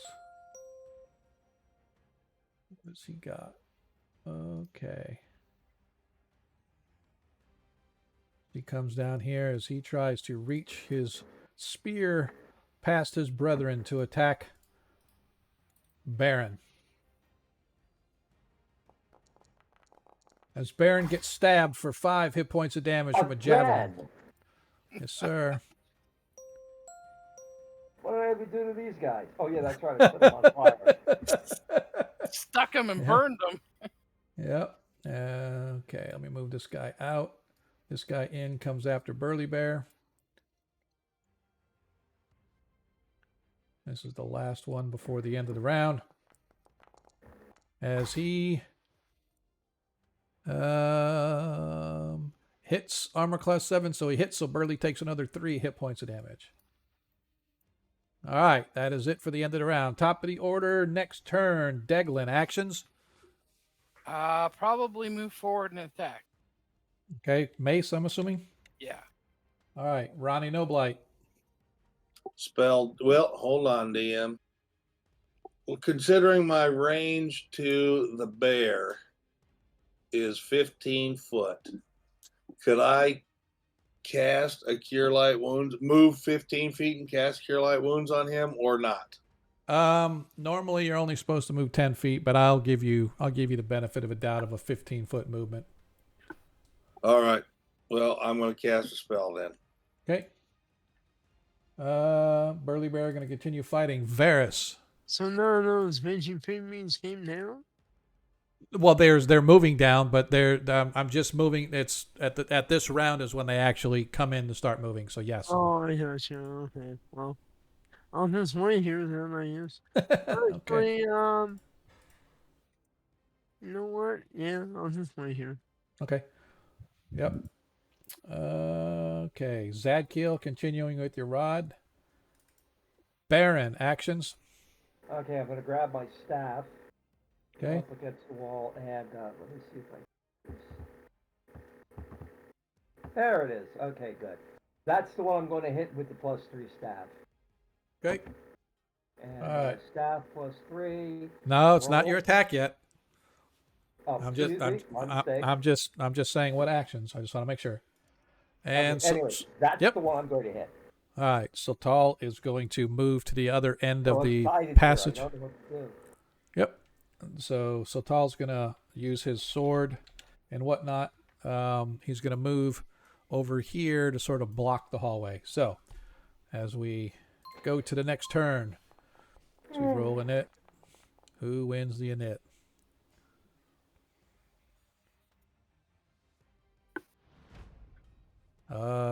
Looks like the party gets the initiative. So that being said, Ronnie Noblight, you go first with your turn, sir.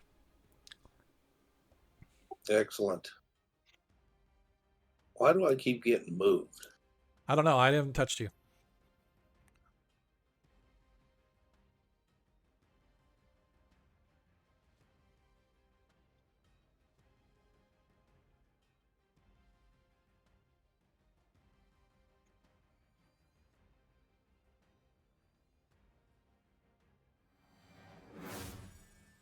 Oosh. As he heals 8 hit points of damage for Burly Bear. You want me to re-roll that one? Oh, you did roll a 1 in there? So let me... he got 4, so he got an additional 3 hit points.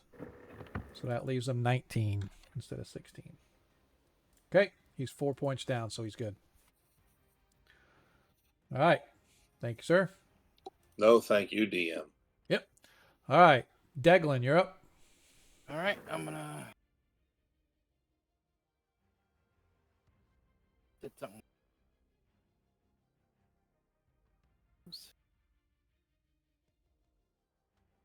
What are you trying to do? I don't know. I'm trying to move him up, but it keeps opening up the wrong window. Somehow I selected myself. Oh, so I make know how sure. that goes. Yeah, make sure that you select the right icon on the top left-hand corner in case you were doing any select stuff. The menu on the left. Yeah, it's the person, right? Yeah, click that, and then also click the little square next to the person when it opens up that menu. Click that so that otherwise you'll be like you might have selected target below it or something like. There we go. Okay. Finally. All right, so I'll attack this guy. Okay.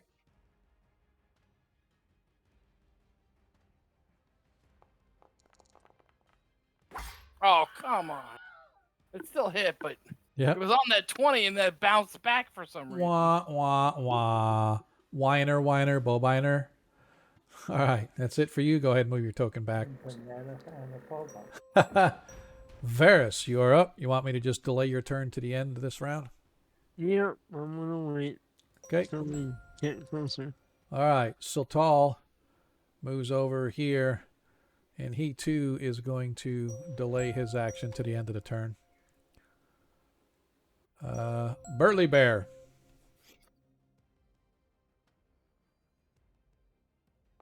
I just got it. Never mind. First attack misses. Second attack. Hang on just a second. Timeout. Hang on a second. Claw. Attack. Okay, armor class 4 missed. Missed by 6. All right, missed by 4. Okay. I keep thinking it's like it says it hit it. Oh, wait. No, the target's... You missed it by 4. Okay. Perfect. All right. And you do not have enough points to cover in order to bring the point. So I'm out of points. Yep. So Burly Bear has missed his attacks. All right. Ronnie Noblight, you've already cast yours. Baron, go ahead and roll your attack with your +3 Doomahinky.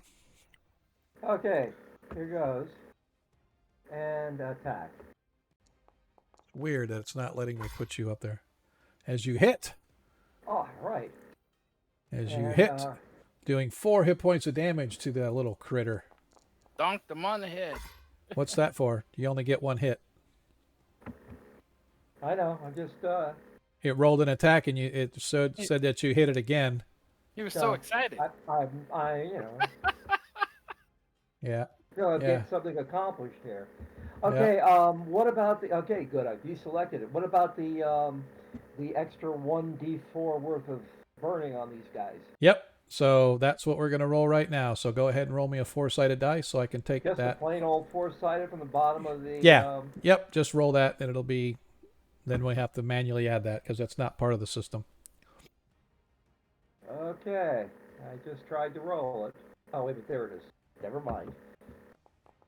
All right, an extra 3 hit points of damage to all of them. So let me take that off really quick. Here. Here. Here.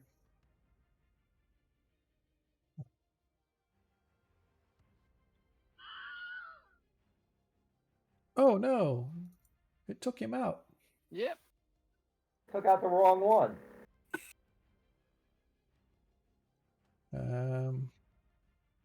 Did I get him already? Yeah. Got him. Got him. Oh, wait. Hang on a second. How many has he got? That's what I thought. As that one's gone. This one has 3 off. That leaves him that many.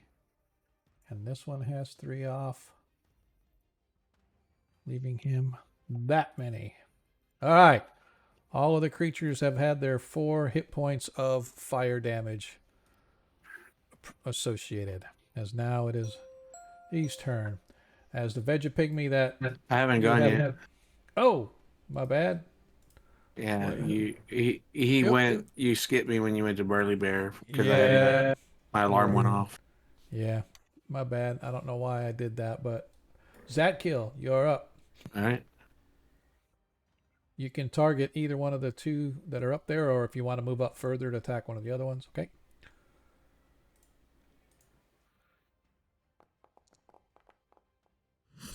Wing in the miss with the rod. Now we can go. Now we can go with the Veggie Pygmies. All right. So now this Veggie Pygmy once again targets our favorite mage. Swinging with his mace-like device. Hits for 2 hit points of damage. Actually, 3 hit points of damage. Sorry. And my screen went blank. It's because you've been knocked out. Just kidding. I know. All right. This Veggie Pygmy moves over and he is going to attack Burly Bear. Fresh meat. Stabbing at it with his javelin-like device as he swings and misses. That one misses. Yep. This one attacks Burly Bear as well. Swinging down with his heavy mace. Slams down on top of him, but Burly Bear manages to knock him backwards off message. Or off stride, I mean, as it misses.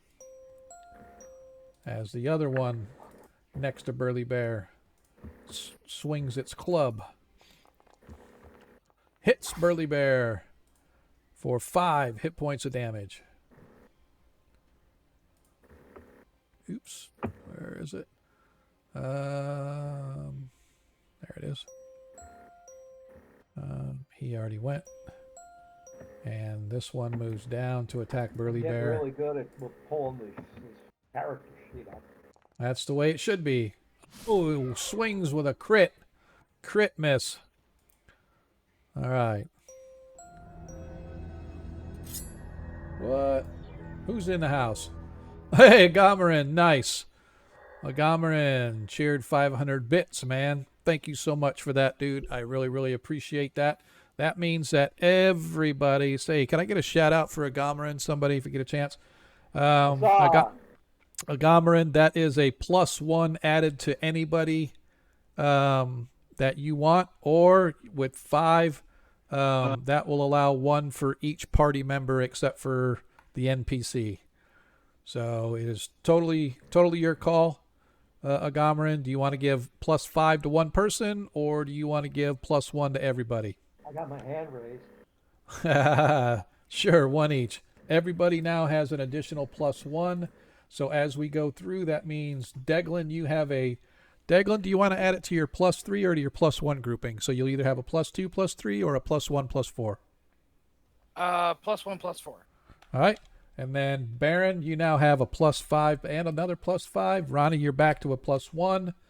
Varys, you have a +2 and a +3. Zadkill, you now have a pair of +5s. So if anybody needs that, don't forget, if you miss by just a little bit, if you have those pluses available, they're definitely come in handy. Thanks, man, Agamarin. I definitely appreciate that, brother. There's a reason why you're a VIP in this group, man. I just want to say. Been around since the beginning, just about. All right, as the Veggie Pygmies all begin moving into combat zone, I'm going to just do these guys one at a time. As they come in. Now, they do not get to attack this turn, but they are coming. Oop, he should be here. Oh, these are the ones on the bottom, right? Yep. I got worried. Yep. And here. I am just going to do this as they all come in here.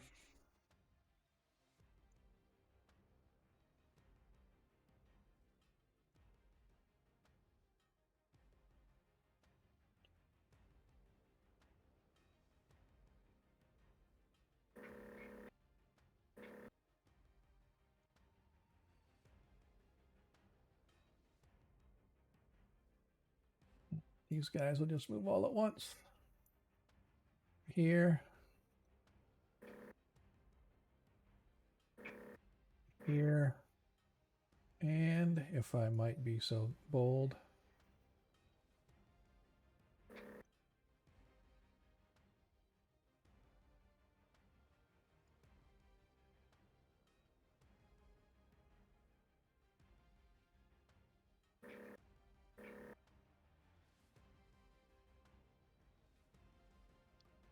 Sorry, guys. I have to like move all of these for this turn.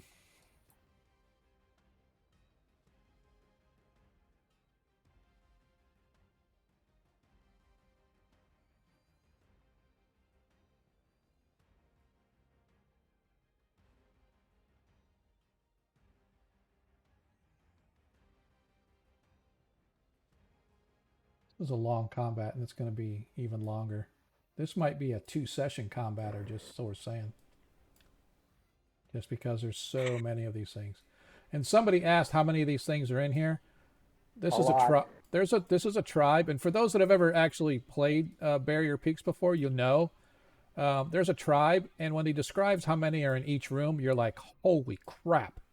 But I could say there's easily over 200 per tribe. Oh my goodness. So that's just metagaming, but I just have to move all these around to know where they're at with regard to, because I will say that that fire definitely spooked a lot of them, but now that the fire has been sort of let go, they're becoming a little more bold. All right. So as you look down, you guys can see there's a whole bunch more coming. And you actually see that there is a huge, rather large, leader-looking creature. So, and there is something that I forgot. So, you know what? Here's what we're going to do, folks. It is now 11 o'clock. This combat is not going to get resolved tonight. So what we are going to do is we're going to end tonight's session right here, right in the middle of combat, because that's just how we roll, and it's going to be a protracted one. So we're going to go ahead and end our session right there as you guys are sort of cleaning up on these creatures. You see that there are numerous other ones coming from the east. You've taken care of most of the ones that are here to the north, with the exception of a couple that you guys are still engaged with. But like I said, there is just a whole mess of tribe creatures that we have to sort of deal with. And so we are going to leave that for tonight, and we will pick this up next week in the middle of this combat. And it will also give me an opportunity to make sure everything is set for the end game with this tribe. I have a couple questions. Episode 4, The Shrubs Have Eyes. Since I didn't hit the two where I wanted to. Oh no, no, we can. I'll let this, because you and Siltal both waited to the end of your turn for them to this turn. So this is the end of the turn. So before we go, you guys will get to do your attacks or whatever else it is that you want to do. So Siltal is going to get his 3, but he goes last. So you're going to go first. But I wanted to use my nat 20s on the leader. That's why I was waiting for a leader. Well, yeah, the leader. I will. The nat 20s will carry over. I'll allow those to carry over for next week. Cool. Yeah. No, I'm not. Yeah, I was going to say I'm not going to dick you out of that. No, wait. Yep. Yeah, So okay.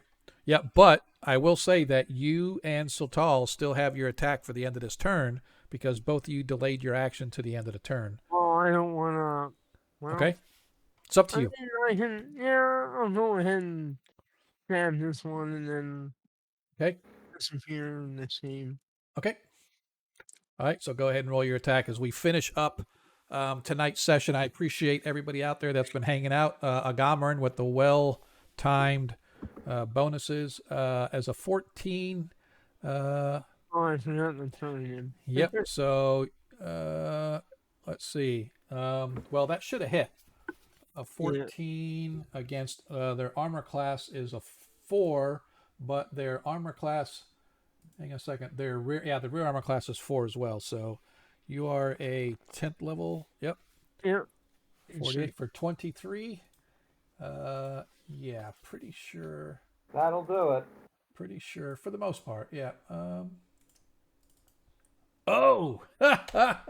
No. Wait, no. He has 1 left. Don't lie. Really? You did 23. He had 24. Oh, wow. So, and I'm going to go ahead and do Satal's attack. So the first thing he's going to do is attack these ones that came in here. So target Yeah, this 'cause guy. I want to make it so it rolls 48, not times 4, because that doesn't calculate right. Yeah, I see what you're saying because it does the It's not it supposed to add the correct. 42 Yep, to the times gotcha. 4. Gotcha. So I wonder if there's something in the system that allows us to handle that. So I'll have to double check it and see. Okay. All right. So as he first attacks with his broadsword,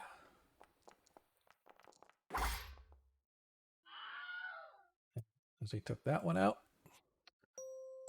his second attack is going to be, gosh, there's so many to choose from. I thought the broadsword did 2d4 damage. It is. It's 2d4 plus 2. 2d4 plus 2, okay, because I saw that he had 2 rolls up there and only one set of four-siders. Yeah, no, if you look at his actual, that's actually a good way. Yep. Well, that one only had like 5 hit points anyway, so that was fine. So I don't know why. It looked like it looks like there were 2 hits. No, there should only been one. Only one hit. Okay. Yeah, let's see. First one. Oh, that's what happened. That's why it rolled it twice. So where is he? So we got to make sure I put that back on there. Yep. No, Burly Bear. No, he's right. Yeah, I still had Burly Bear targeted. That's why. So as the DM, I had him targeted, so it actually rolled the attack against Burly Bear. And it's like, oh, it hit Burly Bear. So no, but it didn't take any damage off. So let me make sure that's on there. But the Vegapygmy did get hit. All right. So now the next one, I'll just target this one because he gets a +2 on it. Let's see if it gives the +2 bonus on his sword.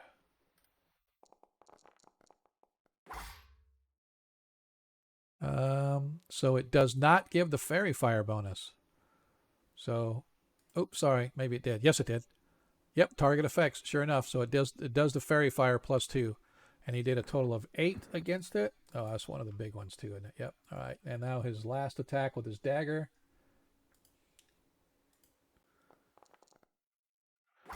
And he hits that as well for 4 hit points of damage, and it's down. Okay, so that is where we are going to leave tonight's game. Like I said, I apologize that we're doing it right in the middle of combat, but this is going to be a protracted combat. It's already gone combat intensive all night long.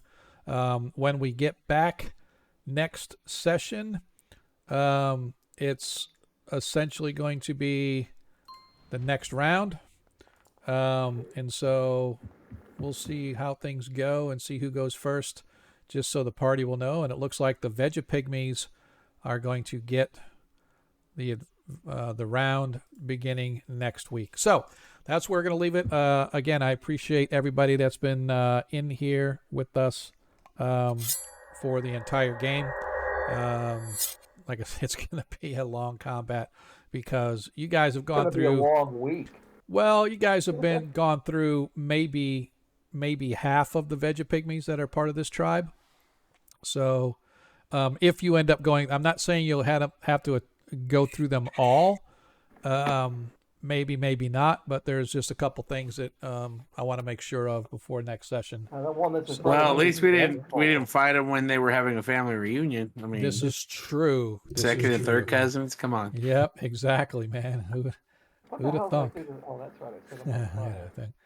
But I definitely appreciate everybody that's been hanging out with us tonight. For those that donated our Nat 20s, we really appreciate it. I know the party appreciates it. I don't appreciate it, but Darling's not here to hear me complain about her. She's over on her stream. So, but yeah. So if you're gonna be with us this week, we have our 5th edition game this coming Friday. Obviously, this session will be next Monday. Hopefully, we'll be able to finish up the combat. I am going to take a look at a couple of the things on the UI on how to properly select and target, because like I said, I was having that issue.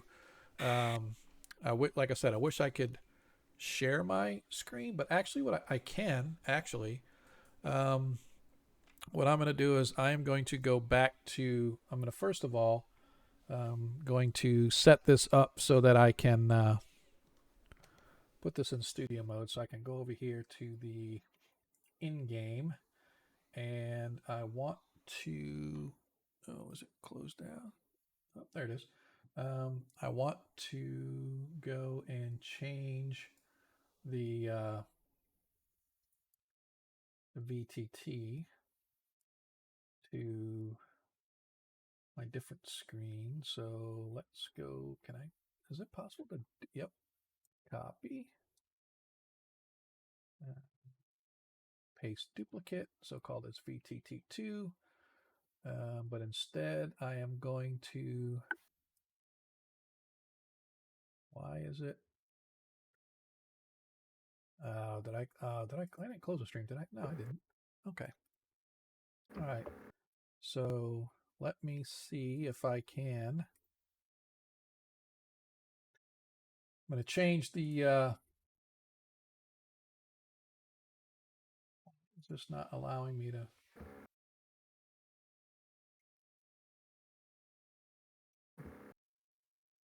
There we go. All right. Agora Quest, Twitch, Foundry. There we go.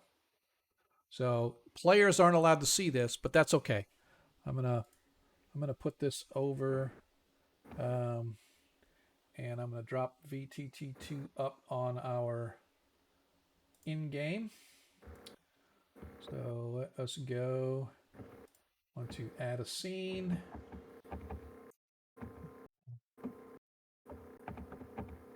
VTT2. Oh, where is it? Oh, okay, that's it. Oh, it's showing now. Okay.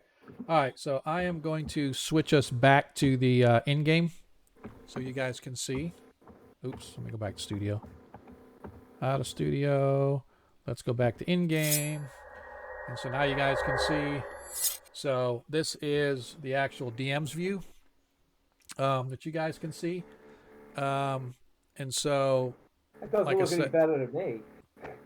No, now you can actually see the creatures, right? So you can actually see all the little green dots or all the little green lines are where all the veg pygmies are. So what I was talking about is when I can click and I can hold right here, right? So I can click and drag, and you can see me, I highlight these creatures, right?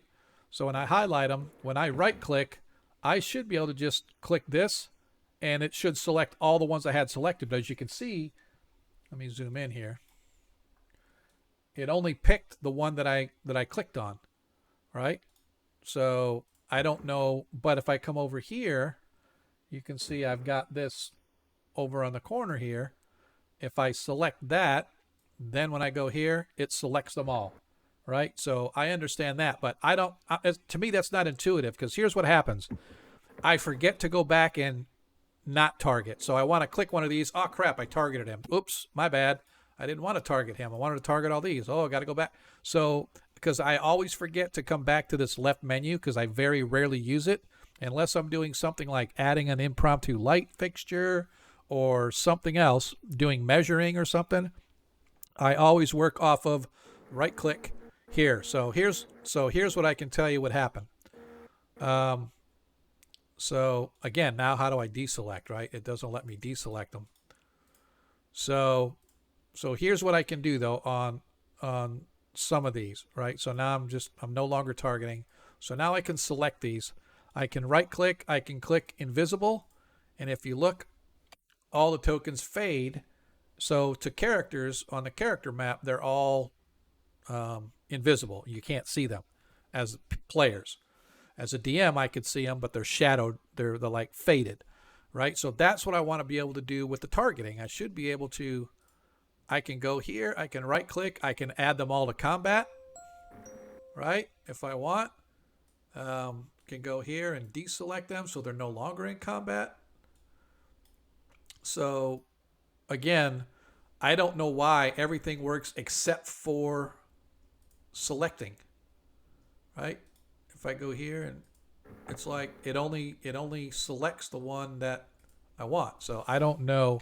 The DM's handling of things is different than players, right? So I'm wondering if because I got the control. Yeah, see, it doesn't even let me like come up here and select. I have to hit this first and then go back and select them. So I don't know. So anyway, that's the frustration that I was having, and I don't know what the heck and why it was giving me such a frustration. Um, but again, it's just a learning curve for me to kind of figure this out. So um, I imagine. Um, hey, Excel, what's going on, brother? Uh, okay, thanks for. Let me double check that. So if I have a group selected, so I am left clicking off the map, and nothing's happening. So I can actually, it doesn't show it on here, but I'm looking at the. I just opened up the tools. Um, so it's interesting. I'm gonna clear my menu here. If I left click, yeah, it's not doing anything on the. Like I'm left clicking, right clicking, nothing. Left click, boom. As soon as I clicked on that, you're accessing ARS token document hashtag data object, which is no longer used. Since V10, the document class and its contained data model are merged into a combined data structure, you should now reference keys which are previously contained in the data object directly. Don't know if that has anything to do with us specifically. I don't know. So again, there's just, and I understand. I do targeted. You mean not selected? Okay, I got you. Yeah. Again, I have no doubt that there are mods on here, right? And I have ways that I can go in and track and see what mods are doing it. Because, like I said, a lot of the mods that I have are visual effect type stuff. So I can just go back through and see. And I'm not gonna really worry about it. I just have to be cognizant of what I need to do to get it to work for me, right? I'm tech savvy enough to know, okay, this is how I select them. Fine. I just have to remember to go hit the target. Uh, so I've selected them. I've targeted them. They've all been targeted. Uh, Deselect by left clicking anywhere else on the map. Yeah, and so yeah, and that's what I said. If they're all considered targeted right now. I've selected them all. They're all targeted. So if I bring it up, you can see that the targeting icon is highlighted, so you know they're targeted, every one of them. But how do I like? It's like it won't let me. It won't let me select them all at once again. So what if I go back to here?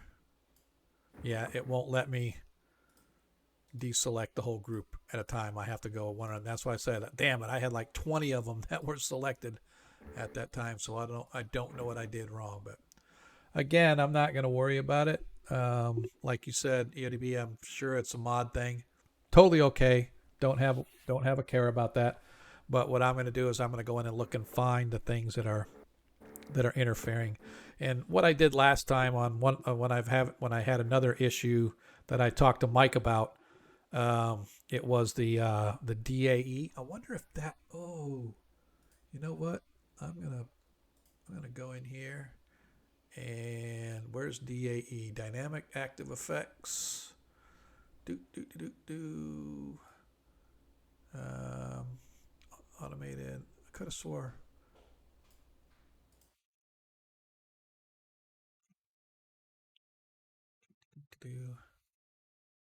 Looking for. There it is. Yeah. See, it's not selected, or is it? Huh. So dynamic active effects. Oh, there it is. Yeah. So it's not turned on. So I actually turned that off because that was causing a problem in the items with me. So anyway, I'll go through. Like I said, 90% of mine are for spell effects. There's a couple. Um, like I said, I got some 5e ones here that I don't. But I'll have to check and see what spell effects, music, shit like that. So I'm gonna check and see which ones are causing the problem. So, and usually I just start by wiping them all out and then start adding one at a time until it breaks again. So we'll figure it out. But Okay. anyway, I am gonna go back to our after party so that I don't continue with this. So, but I really, really, really do appreciate you guys hanging out with us tonight. I'm gonna figure out as soon as I go back to my VTT, and we're. Oops, I'm gonna close that one, and I think that one should be back. Oh, I closed the. Did I close the other version of it? I think, yeah, I think I did. So let's go back to the after party. I didn't mean to get off the after party like that. I apologize. I should have been in studio mode when I did that. So anyway, like I said, we will be here Friday, 7:30, for our 5th edition game. Hopefully you guys will be able to join us there. That one I do use the D&D 5e one. Obviously, I don't use this game system. And then we will be back next Monday to try to see how long it's going to take us to get through combat, because there is a whole bunch of these things, and now they are agitated that you guys have wiped out part of their clan. So, yeah. So, yeah, man. I mean, it's been good so far. This is, I think, the first time that I've ever run. I've run this module realistically like 3 times in my life. Ran it when we first got it back in the mid 80s, like 85 or 86, I think it was, when we first got it and ran it. I think that's when it was. Whenever it first came out, it's in the early 80s or mid 80s somewhere. Right about the time, right before I joined the Navy, or just after I joined the Navy, somewhere in there. And I ran it once more in while I was in the Navy, but I had some guys in Chicago that were a big gaming group, and we met. They used to come out to my house, like a couple times a month up there in Chicago. And we did it there. And then I think I did it one other time, but it only really went probably halfway through the first level, kind of like what you guys were. But it was a play-by-post, so it was really slow. But, I mean, it was a pretty decent pace, but still, it took a while. That went on for like 6 months, 7 months, or whatever it was on a play-by-post. And they got maybe halfway through the first level before it sort of just dropped off and people lost interest, which is understandable. If you ever played play-by-post, it's really, really slow. And a lot of people just don't have the patience. But other people love it because you can get very rich in detail. You don't have to like figure things out right on the spot. You got time to think about things. So to me, it gives a little more flavor and it's a little more fleshed out. But at the same time, it's just like takes forever. Now, I've got a play-by-post game that I've been playing with a group that's based in the Yeomanry. And they're just hit 4th level after like 3 years. And they're getting ready to go through Slaratan's Tunnel. For those that know, in the world of Greyhawk, Slaratan's Tunnel connects the Yeomanry. It's a passage through the mountains to the Sea of Dust. So they're on their way through Slaratan's Tunnel on the trail of a group of individuals. They're trying to find a cure for a disease that's spreading around the nation. So anyway, but it's been 3 years and they're just now 4th level. So it's really, really slow. But it gives me time as the DM to kind of put the story together and stuff like that. So, but that's just a long-winded way of saying that I've done this like 3 times and I have never, ever had anybody really get into where they're being assaulted, attacked, and being overrun by these Vegapygmies. Usually they sneak their way through and they try to avoid and, pick up what they can here and there. But yeah, it's going to be fun next week to see how this thing plays out. But for those of you that are still here, I definitely appreciate it. We're gonna bounce over to Darling Creep Show, I think. I am still doing Fridays Excel. We had skipped a Friday, our normal Friday, a couple weeks ago because of some issues. The intent was to play this past Friday, but it's the off week, so the reason we do it every other week is because some of my players do have commitments on the off Friday. And so we were going to be down 2 players, and then stuff came around that I couldn't play. So I was like, it was work stuff. So I'm like, you know what? It's our off week anyway. So let's just go ahead and not play, and we'll play our regular game. So this coming Friday is our regular game. The players there are in the middle of the Yatil Mountains in southern Paranland. They are searching for Igwilv's lair. For those that know, it's the Lost Caverns of Chachkanth classic adventure from back in the day, module S4, if for those that know. So they are currently doing the overland part of that, searching around. And so, yeah, so that's going to be a good. I have that whole adventure converted to 5th edition. So that's going to be really cool to see how that plays out too once they get into that. So yeah, we will be here this coming Friday.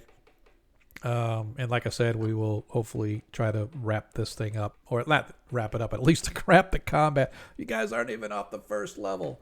But it's been interesting so far. They've had some fun. We got a magic user that knows how to magic use now, so I think that's pretty fun. But yeah, so what we're gonna do is, like I said, we're gonna find somebody that we can go over there and raid. It's gonna be Darling Creepshow, just because I gotta go give her a hard time because she dicked me out of my natural 20, but that's okay. It's okay. We still love her. I'm not bitter at all. Not at all. No. So she's great people, man. If you guys do not follow her or you have not seen her, she has D&D streams and stuff like that, but usually her Monday night streams are painting and listening to music and or watching old movies or whatever she's got going on. So highly encourage you guys to give her a follow. Highly encourage you guys to go check out her Discord. She's got a pretty expansive Discord with crap going on all the time. So like I said, I encourage you to do that. And with that, let's get out of here. Hopefully all of our players will be back next week ready to go. If not, it's been enjoyable watching you guys get your fire on here with the Vegapig Music Gomerin. I really appreciate you coming by, man. I always appreciate seeing our VIPs stop by, and especially when they drop help for our players, because they can definitely use it. But just remember, folks, in a world that you can be anything that you want, all we ask is that you be kind. We will see you next week. And don't go away. Don't go away as we're bouncing over there. Let's see how many we can get. We don't have a bunch of people left. We had a whole bunch drop off at like the last second, right before we bounced over there, I think. See, people are pissed off at Darling for not giving me that Nat 22. So like half the group that we had are going. So, hey, man, we'll see you guys next week. So be good. See you later. Aloha. Yeah, mahalo. In honor of my storm outside. Thanks. Sounds like it calmed back down out there. Everybody. I got a request! Welcome in! Hello, Raiders! Welcome in, Sean. How's it going? How's the rest of your all's game?